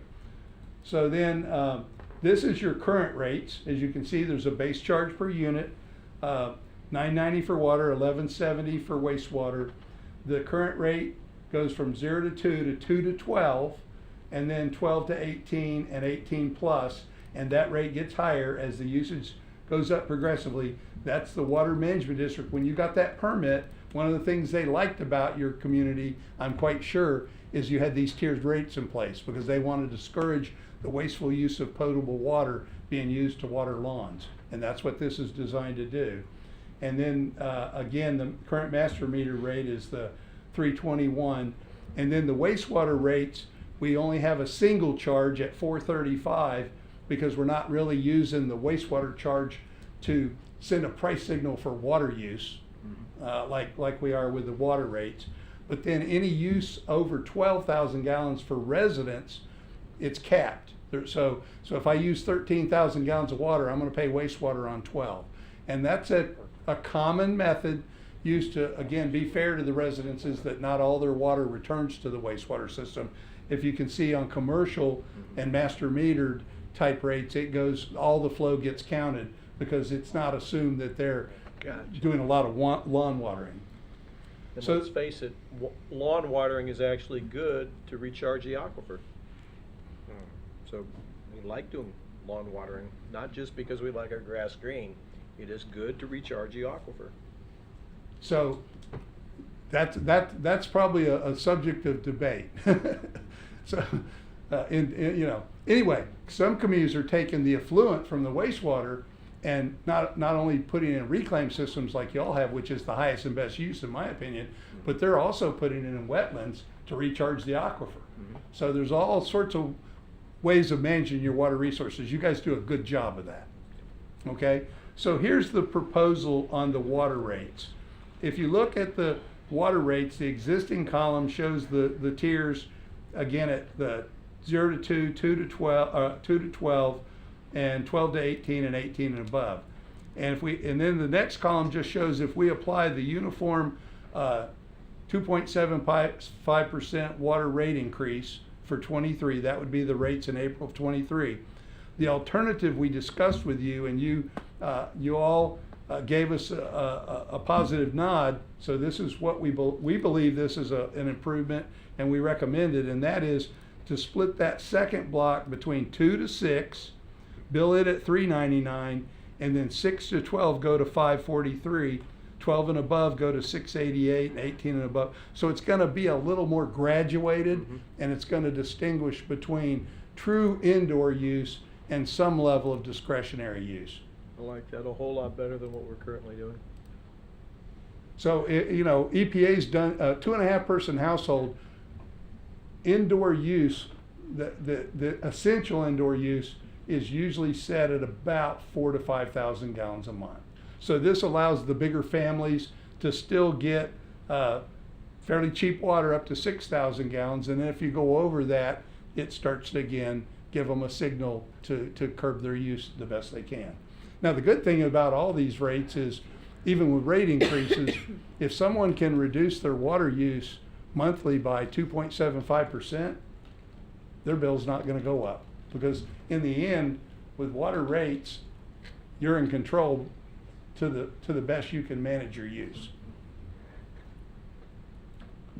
So again, this just shows the wastewater rates. We don't recommend changes in that structure. It's pretty much the industry standard, and we applied the across the board increase in this case, and you can see what those rates are.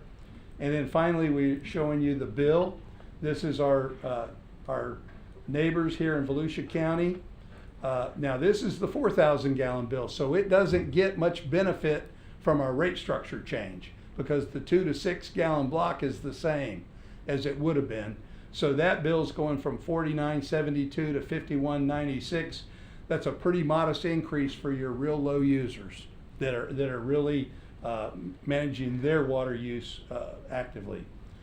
I did want to show you what happens to the bill at 8,000 gallons because there, some of that use goes into that new block at a slightly higher price, and you do see some increases there.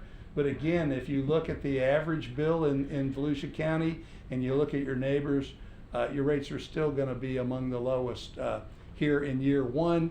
Obviously, if we can maintain those rate increases that we're proposing, I would predict that you'll continue to be at the mid to lower part of the rate because all these communities are all facing the same pressures you are to phase in rate increases. So finally, if you want to stop there and ask questions, if not, I'll go on to the water and wastewater development fees. Council, any questions at all? All right. Well, actually, I had one, and it's probably going to have to do with staff because Drew, you probably remember what we went through in 2013 with water meters. Oh yeah. And I don't ever want a council after us to go through that again. And I was hoping that somebody could tell me what we do. What is our water meter replacement program based on age of a meter, or is it based on the electronics, whether we can detect an average working meter or not? And is all this factored in? Wayne, can you have somebody address that? What are we doing to replace meters when they need to be done? Lynn, I had to get an excuse to have you come up here. I know. It's been too long. Lynn Stevens, Public Works Utilities Director. Yes and yes. So our meter replacement program is based on the number of gallons that goes through a meter or 10 years, whichever occurs first. Okay. So that's when we will go in and automatically replace the meter, unless, of course, we find there's an issue with the meter. Sure. And we do have factored into our capital replacement program, meter replacement for both routine and for new services. So this is an active program which is funded, and we've accounted for it, and it's ongoing. And I don't ever want to see us have to go through what we did 10 years ago, or our citizens for that Nope. matter. All right, one thing to remember is, because we've heard of this term BL, it was before Lynn, so when Yes. those things happened, but we were wholesale, we were replacing all the meters back then because we were upgrading them, so that's not going on We now. had We're just replaced all doing the meters. maintenance. Most of them are 20 and 30 years old. But that's where the issue came in, is that we Yeah. were replacing thousands and thousands of them, where right now it's just ongoing maintenance. We're not just We wholesale are to where replacing we all the should meters. be. Yeah, there's a big difference in what was going on back Absolutely. then. And that was, to her credit, pre-Lynn, so. And what I wanted to do is make sure anybody that remembered that and is watching and remembered that fiasco is that we didn't just replace the meters after all that and then forget about them. And the 10 years is based on residential meters. So commercial meters are changed more often than that, depending on the size. And we go by the manufacturer's recommendations for that. All right. So we had our Lynn Stevens sighting for the evening. So again, that R&R budget we have has that programmed in, and it's a best practice. And keep in mind, those meters you replaced were mechanical meters, and when they're that old, they don't get faster, they get slower as they age. So I imagine people not only had to go through the change of the meter, but their usage probably increased when you had more accurate metering, and that's always counterintuitive, and people don't like that. Drew, you and I don't wish that on anybody, do we? That was a lot of fun, wasn't it? Yeah. All right, so the last component of this is the fees we charge new growth. It's very analogous to the impact fee discussion that Joe and Larry shared with you. We look at the capital cost only of what it takes to provide facilities to serve new growth. It can be existing facilities that have remaining capacity, weighted by new facilities that increase capacity. But the purpose is to assign the cost of new development to those responsible for those additional costs, and therefore limits the burden on existing users. Here in Florida, we've been doing it now for almost 50 years, and we refer to it growth paying its own way. So when we look at this, we do go into detail and look at your flows and your different information that's applicable. Two things I'll point out. One is your water level of service is 180 gallons a day. Your wastewater is 160. That's the average use for a single family unit. Now, the statute says, and the case law says it should be based on recent localized data. This reflects that because a lot of communities are still using 300 gallons a day, for example. That's out of date because people don't use water the way they used it 20 years ago. We have much more efficient appliances, etc. So your level, and we did confirm these levels of service by looking at your billing data as well. And then the other thing is, of the $408 million in assets that are totally considered, we removed about 155 million of them from the fee to reflect miscellaneous equipment, distribution lines. That the impact fee is supposed to be based on the backbone transmission and treatment system that everyone benefits equally from. So we remove the lines that go down, the laterals down the streets, the service lines that go to the meter, and those things were all taken out before we calculated the fee. The fee, as we've developed it, is a slight decrease for water, about $10, and then wastewater would go up $536 for a combined increase of $526. And you do have some fee differences for temporary use facilities, campgrounds, rec parks, and such. For commercial, you do fixture counts, and those fixture counts are converted to gallons, which are equated to that level of service of 180 and 160, and so they're billed on a per ERU basis, and that's common in the industry to come up with a way to uniformly bill everyone based on their water demands. So this is the fee comparison. You're currently at $30.95. Same communities here in Volusia County, you would go to $36.21. You're still below the average. My experience anecdotally, I've had elected officials that are concerned that increasing development fees could slow the growth within the community and they don't want that.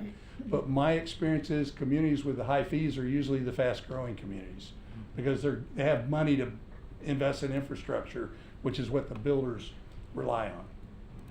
So in conclusion, we'd like to recommend that you adopt the monthly user rate adjustment plan for the next 5 years.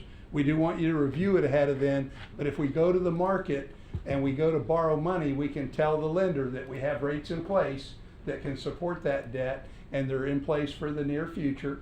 You can always adjust them, that's your prerogative. You don't want to lower them if it would make that loan, put that loan in jeopardy, the ability to repay that loan, but you do have the ability to make those. Staff has asked that they want us, at least for now, with the economy we're in, to review the rates biannually so we can keep on top of it. Clearly the effort won't be what it took this time because we're all more in tune to the data and your staff knows what we need and we know how to work this better each time. Also, to adopt the proposed rate structure block adjustments for single family, adopt the proposed manufactured housing rate method, but wait 6 months before you change it so that we give everybody a chance to, staff can talk to those parks and everybody's going to understand what's happening. Adopt the proposed miscellaneous fees, adopt the proposed municipal impact fees. Now you want to update those so that in year 5 we can have the next phase because we didn't get to our full costs because the state statute limited us to 4 years and only 50% increase. So those fees that would have gone up higher. Now, you know, we talked about the importance of keeping up with this. If we had done these fees 3 or 4 years ago before the statute changed, we could have put in place the higher increases. So now that the statute's changed, we're limited, but that makes it even more important that we stay on top of it so that the fees keep up with the cost of growth. Can you just touch a little further on that with what was the state's objective or mindset in that particular statute change? I mean, so it's evolved since 2007, that statute, but I believe that first of all, they made a number of changes. Let me say that they put in the 90-day waiting period. That was the lobby, quite frankly, the developers saying, I need to be able to build that into my housing costs and my construction costs for my new properties. They also said you could only do it at the time of permitting. You know, communities used to do it ahead of permitting. Again, I think that was the developers. And I think this one of phasing them in. We used to put in the police and fire that equipment package for each officer. It was probably cost $6,000 to $8,000 to outfit an officer. No more, no minor equipment. It's all got to be major equipment. That limits the fee. And then finally, this phase-in limits the way you can increase fees over time. Now, if you make an extraordinary argument, you might be able to get around it. We didn't see that working in this case, but I think it's, you know, who's lobbying the state legislators and what they're trying to do to control the costs that the developers are facing to construct new homes and such and redevelopment. That's my answer to it. So, adopt the proposed building fees. Now, we didn't recommend any changes in most of those fees. However, we did recommend that you consider simplifying those 4 fees. It'll make staff's life so much better. It'll be more consistent with how other communities do it. And the way we designed them, because we had all the billing data and all the activity, is they were designed to produce the same level of revenue. So even though it's a more simple formula, you won't lose or gain revenue from it. Then, in order to satisfy the statutory requirement to deal with this surplus of reserve in the fund, we're recommending, we don't want you to lower the fee because we're afraid you might bleed it too quickly and then have to turn around and raise it back up. This is a tricky one to walk because if we lower the fee too much and costs keep rising, we're going to turn around and raise it back. Sure. So what we're trying to do, we're saying, let's give us 2 more years. Let's see how our operations do. Let's monitor the balance, and then let's take a quick update of this path to see if we need to adjust it. And the other thing that we talked about, setting aside some of the dollars for capital, if the city elects to do more remodeling and development of city hall facilities, which resulted in improvements that could be justified to help benefit the building department, we can allocate some of those costs to them and further take some of that reserve and push it over into the capital. You're not quite far along with those plans, I don't believe, to think about those things yet. I think in the next 2 years, you may be looking at things like that, and we'll know, can we restrict some more of the fees to the capital side instead of having to reduce rates. And then as far as the water, wastewater development fees, we believe you should take a look at them at least every 3 years.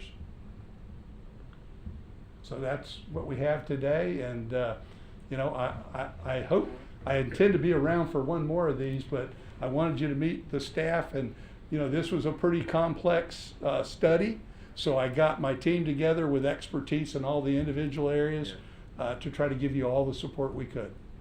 We hit a lot of stuff in this study, not just. And we still have stormwater to talk about. There's So, that. okay. That ahead. Any questions for any of the group? Let's go round robin. Let's start this side with Drew. It's just a lot of information overload. I think they covered it pretty thoroughly. And I mean, there's a ton of things here to review and look at, but I think from the progressive meetings, they kind of hit it just where we wanted to with. We gave them parameters. Yeah, It looks like they followed it. Yeah, you just can't crush somebody with raising their rates, but it has to be done. And I'd rather look at it, you know, me personally, because we all pay the rates too. Look at it, okay, I know exactly what to expect moving forward. It's going up 4%, 2% here, and the whole thing. So that's a little bit easier to bite than these huge jumps every Oh, I 5 or already 6 figured or it in my 7 head, years. the $3.14 I'll be paying more on my water bill. Yeah, yeah. So, yeah, I mean, it's a good study, and I think we ought to consider pretty much implementing it very soon. Let's swing back to this side, Reed. Yeah, it is almost information overload. It's also alarming. Back on slide 11, I mean, hotels 315%, retail 283%, recreation 108%, single family 105%. Well, keep in mind that part of the reason that those are going up that much is you're implementing a police fee for the first time. Yeah, I understand that. I also understand that these have not been looked at in years. 2013, I believe, was right. So literally, it's been a decade since anyone's looked at this. And so keep also in mind that this isn't a hotel that's already out there. This is a brand new hotel. Yeah, I understand that as well. So- Like I said, it's more so. It's just it's a lot to process Right. when you realize how much we were talking about changing all these things. And again, we limited it to 50 in every instance. We can't go Right. beyond the 50. So. Right, which is why we're probably going to, if I have to guess, this is probably going to go through as recommended or pretty close to it, and then we'll be reevaluating these things and biannually, et cetera. And I understand the process. It's just a lot of information. Councilman Stiltner caught on to something that I didn't, which was awesome, about the 81% of miles driven are on non-city roads. That's remarkable. I never thought of it, and then in my head, once he said that, I'm thinking, where I go in the city, it's like, well, I leave my house and I go on Nova, and then I take Dunlawton and I go somewhere to eat. Well, of course, or I go to Walmart, or I go to Publix. It makes a lot of sense. Doesn't that only emphasize the need to make sure that we have great relations with our intergovernmental partners? Absolutely. Yeah, So- same thing, Reed. Taylor Road, I live close to there. I'm on Taylor Road. It's a county road. I'm on, all the things. A lot of my trips are on state and county roads. Absolutely. The biggest portion of them. No, I think a lot of this makes sense, and I understand the need for it. The thing for me is make sure that we are. I like that you have the updates in here. 3 years, 2 years, biannually, 4 years, because I don't think any council that comes after us should ever have to sit after a decade and stomach this, because it's a big change, and it's a lot on our residents and businesses at once, you know. So that's the important thing to me as I'm looking at this, is making sure that we have the right timeline for when we reevaluate these again. With inflation, with the economy being as dynamic as it is right now, it's definitely volatile. You know, who knows what 2025, 2026 is going to look like for the city, for the residents, for the economy as a whole. So, you know, I appreciate your staff's hard work. I think you guys did an awesome job. I also noticed you were extremely receptive to all the comments from the last time. So, nothing but kudos and all of that. But, yeah, my main thing is just making sure that these are really the right amount of time frames to come back before us. That's my number one concern. I like that they're broken up. You know, you have 2, 3, 4. So that's my main focus now at this point, because obviously this is something that needs to be done. So if I could comment briefly on it, say for example the biennial rate adjustment or review. We've given you a 5-year schedule. Now we may determine in that review that the remaining 3 years are okay, and then you can extend it another 2 years, Right. If you choose. And on the development fees, while I understand they're big increases, keep in mind that we're computing what we believe is the legally valid fee. This is the cost. You are the policymakers. If you choose to set it at less than that 50% increase over 4 years, you've got the ability to do that. We're computing for you what we think the costs are that you can support, and if you got challenged. So you know, you guys have all the discretion here, not me. These are just recommended plans. And I will say that given the fact that it's been a decade on the water and wastewater rates, those increases are really modest. Yeah. Yes. Okay, and we're able to phase them in, and I've got other communities I'm working with that are seeing much bigger increases when they've waited that long. So that tells me that you've been doing a good job and you're efficient, because we're not seeing huge increases after waiting such a long time. Is that Lynn sitting over there smiling again? No, absolutely, and I'm not disagreeing with you on any front necessarily. I'm just pointing out that you know there is a lot here, and it's a lot at once. And so before you have to make a vote, you're going to get a technical report for each of these areas that'll give you even more information than what we're able to put in a meeting for you tonight. So, again, kudos to you and your staff. Seriously, it was very informative, and I appreciate all the hard work, and also feel like it was very easy to follow. So, well, we couldn't have done it without your staff, and you guys have already given them some positive feedback tonight, and I want to say it was a pleasure working with them. Everybody worked really hard to do all this. One of the most difficult ones already behind us was that general fund allocation thing we did initially, and they worked really hard to support us in this. and did I hear again? Just making sure, $3.3 million additional is what this is supposed to generate for the city. The impact fees. Right. Yes. And keep in mind, I mean, I've got clients that don't charge certain of these fees, but look at, if you had taken your growth over the last decade and you had a police fee in there, you could have done a lot of stuff with it. And so to me, it's allowed by home rule. It's a modern system used by everybody, and you really should take advantage of it, because it's going to help hold your property taxes down. So once they're in and they're a taxpayer, they too will appreciate those fees being in place. Okay. Scott? One of the slides there on the transportation impact fees, I noticed some cities don't collect those impact fees at all. Why would a city not want to collect transportation impact fees? I'm going to let my impact fee expert address that. Lawrence? My transportation impact. All right. I'm sorry, what's the question? So I noticed on one of the slides there with regards to transportation impact fees that you noted some cities don't collect them at all. Why would that be? I know. I mean, I guess I'm asking. I'll be you to gentle with my speculate, answer. right? So That's just as he was saying, it's a policy decision from the local government to not include those. Okay. And keep in mind, you weren't charging police fees, so the question Yeah, I could fair ask enough. you would be the same, so. Yeah, fair enough. No,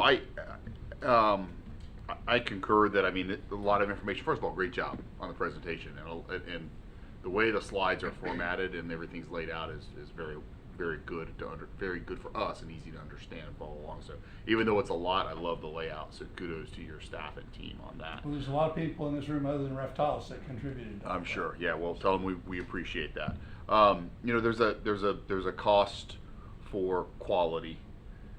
One of the frustrating things that I think we've seen as an elected body, especially in the last 3 to 4 years, is how many times we go out to bid thinking the cost of X is going to be Y, and we get it back and we find out it's not even close to Y. And I sat on the TPO board for quite a while, and now Vice Mayor Foley sits on that board, and that's a discussion we have in there all the time, is how fast and escalating the cost of paving a road is. Wayne and I have had a conversation about the cost of escalating on doing sidewalk, concrete work, or whatever it is. And so, you know, I do think continuing to review these much smaller time periods is very important for us to do that.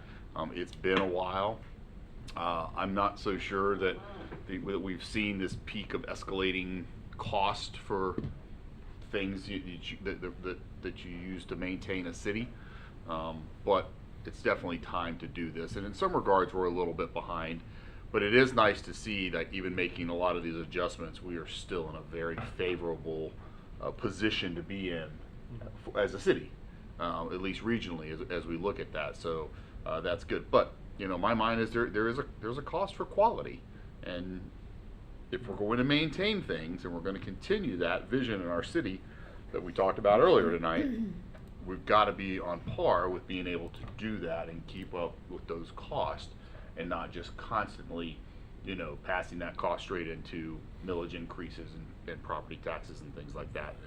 And I appreciate your explanation about maybe the mindset of the state there. And the reason I asked that is because this concept of this idea of growth paying for itself. Well, Sort of undermines it when you put. yeah, it kind of undermines that, right? And it puts some roadblocks in place there. And I'm not convinced that growth always really pays for itself, but that's a whole nother discussion. But it seems like to some degree they've kind of restricted that mindset, and of course legislature can change that, I guess, at some point if that's the case. But I appreciate your explanation of that. And so I've been doing this for many years, and when it was case law that governed it, those rules were never there. Right. Okay, so really what it is the state is a little bit, you know, home rule isn't total home rule anymore. Yeah. And they're trying to build some fences around it, in my opinion. And I would like to say that, you know, my goal is to provide you guys with valuable service, not necessarily sell you. But I think the recurring studies, if you think about what you spend doing audits and looking backwards, these are valuable tools in planning. And if you talk to your neighbors and stuff that look at these things often, they see real value in it. Mm-hmm.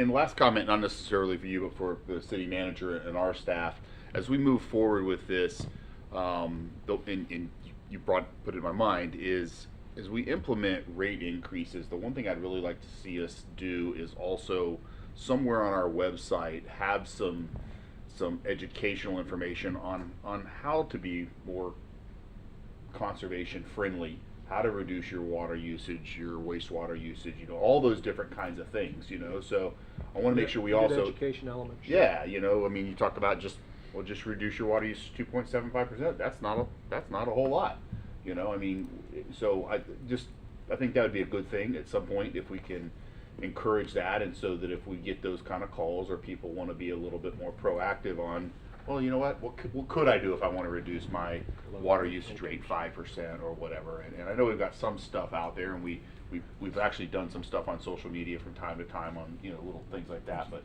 maybe look at that and see what we can do extra with that. It's really good timing on the comment, because with Mike being the new PIO, one of the things we've done is gone to multiple other government websites and looked at what they do for educational information. And we've actually gone and looked at a number of, the video you saw tonight, which is just under about 10 minutes, but a lot of these communities will do little short 60-second, minute and a half that are informational videos. And so we were already looking down the path of creating some for information, and with your feedback, that'll be like we can focus on water savings from that. So. Perfect. What else you got?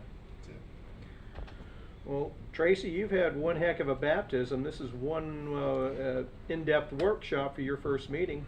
What you got on? So I think it's something that the city needs to look at overall is when the community is looking at the numbers, just running it really quickly, the 2.75, and then with the master being put in, it's $1.71 per 2,000 gallons of water. Mm-hmm. And we haven't had an adjustment in over 10 years, so we're talking less than 1.7% increase in a 10-year period. So having the 2.75 is negligible in the scheme of things. And I know nobody wants to increase, but I always go back to, we're talking about water. Right. This was $1 10 years ago. And now, depending on where you go and you buy it, don't go to the airport.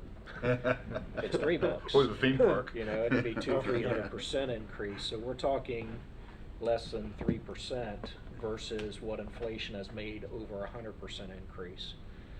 And you're talking a 5-year period on this. So, in the overall picture, 2.75 is actually kudos to Wayne and previous staff and everybody else keeping everything in line, that you're just now revisiting this 10 years later. And you're only doing that small of an increment. I'm okay with it. I've got to admit, I've only got 6 or 8 questions for you, John. But I think you've answered half. You guys have answered half of them as we went. I just want to re-emphasize the point, backing up to impact fees. Wayne, we base these estimate on actual or estimated costs, nothing more than that, right? That is correct. You're charging for the cost of the impact on the facility. Okay. And while I know that answer, I think it's important for us to reiterate that so people, aren't saying, where are they getting these numbers from? I think one of the other things on impact fees that hasn't come up, we've talked about the 10-year-old fees. Those are the water and sewer. The impact fees are up to 20 years out of date. So, so they're way older in their numbers than the water and sewers are the ones that are 10 years old. So they haven't been changed in many administrations back. And frankly, for a new home to pay $700 more compared to what they cost or whatever it is for those 3 fees, that's not a lot of money in the grand scheme of things. I'm pretty impressed with that, and I appreciate that.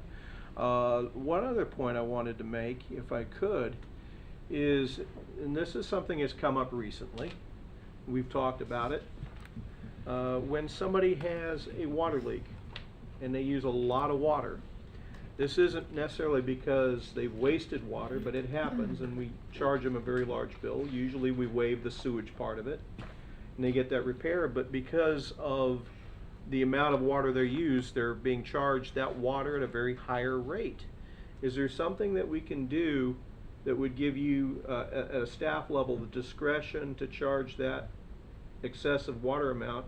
I know you work payment plans and the like, but instead of somebody having to pay thousands of dollars, maybe hundreds of dollars, it still discourages people from waiting to fix something. But at the same time, I want to be realistic with people. Is there something that we can do with that, John?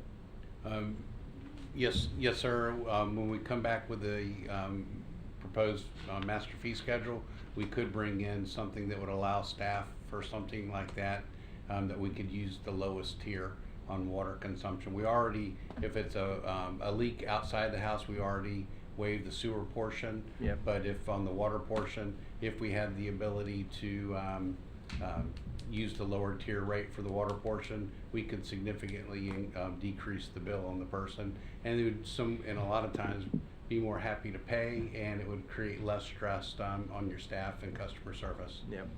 And I think it's a more realistic scenario And thank you for allowing me to present it as my idea, even though I know it was yours.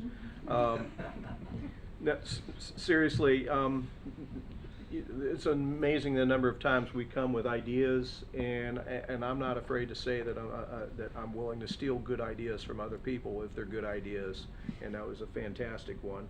I wanted, and council will have to chime in on that obviously when we bring that back, but I don't want to penalize somebody unnecessarily when we get into that scenario.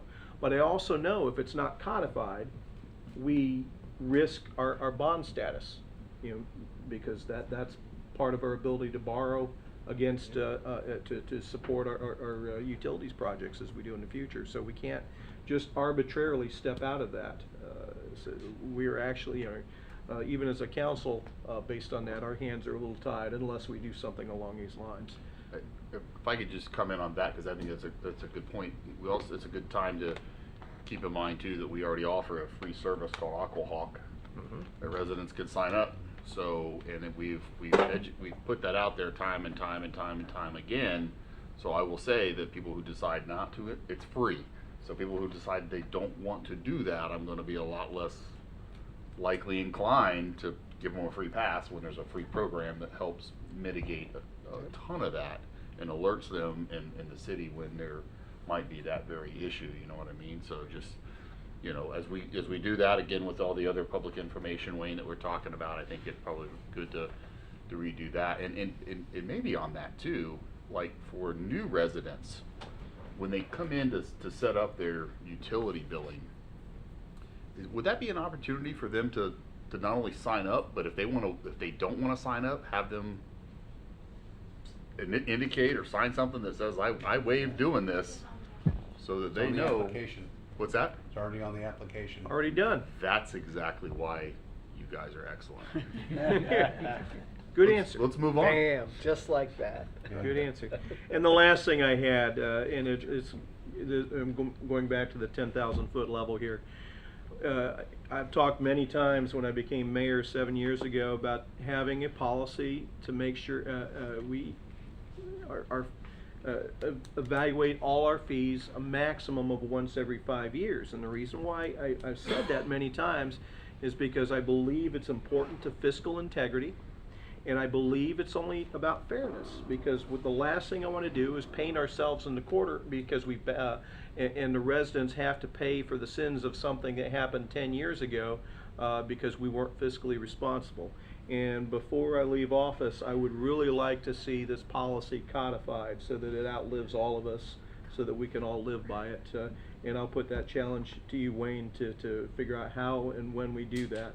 But I think it's important. And that's all that I have for now. John, what are you going to school me on now? Nothing, sir. Okay. Wayne? Just as it's currently scheduled, these come back to you to vote on the changes in March 21? It'll either be March 21st or April 4th. Just depends on the And it'll level probably of be March effort. 21 because we're going to have people out on April 4th. Good point. It'll be March Or 21st. April, the next meeting in April. Well, I won't be here the 21st. He won't be here April 4th. We'll figure it out. And We'll I still won't, have 4 so- people. We'll be fine. We'll figure it out. Yeah. It'll be the second meeting in April, or that may be where we go with it. Make Tracy do it. April 4th, I'll be overseas. We'll make sure you're the deciding So vote. I'll do it. We'll do the second meeting in April and That'd push be it. just fine. That gives us That way more we'll get the time full 5 to get it council right members. the first time. And I'm glad that you mentioned that, Wayne, tonight, the second, that'd be the third Tuesday in April, is so that the public watching at home, if you have comments or questions, that gives you plenty of time to call or email your council people, but it also will allow you to show up and speak at that meeting publicly when we discuss it then as well, so that people can plan accordingly. It's a lot to take in. Wayne, thank you very much. You got anything else for us this No, evening? sir. If no other business comes before us this evening, everybody have a good night. Thank you very much.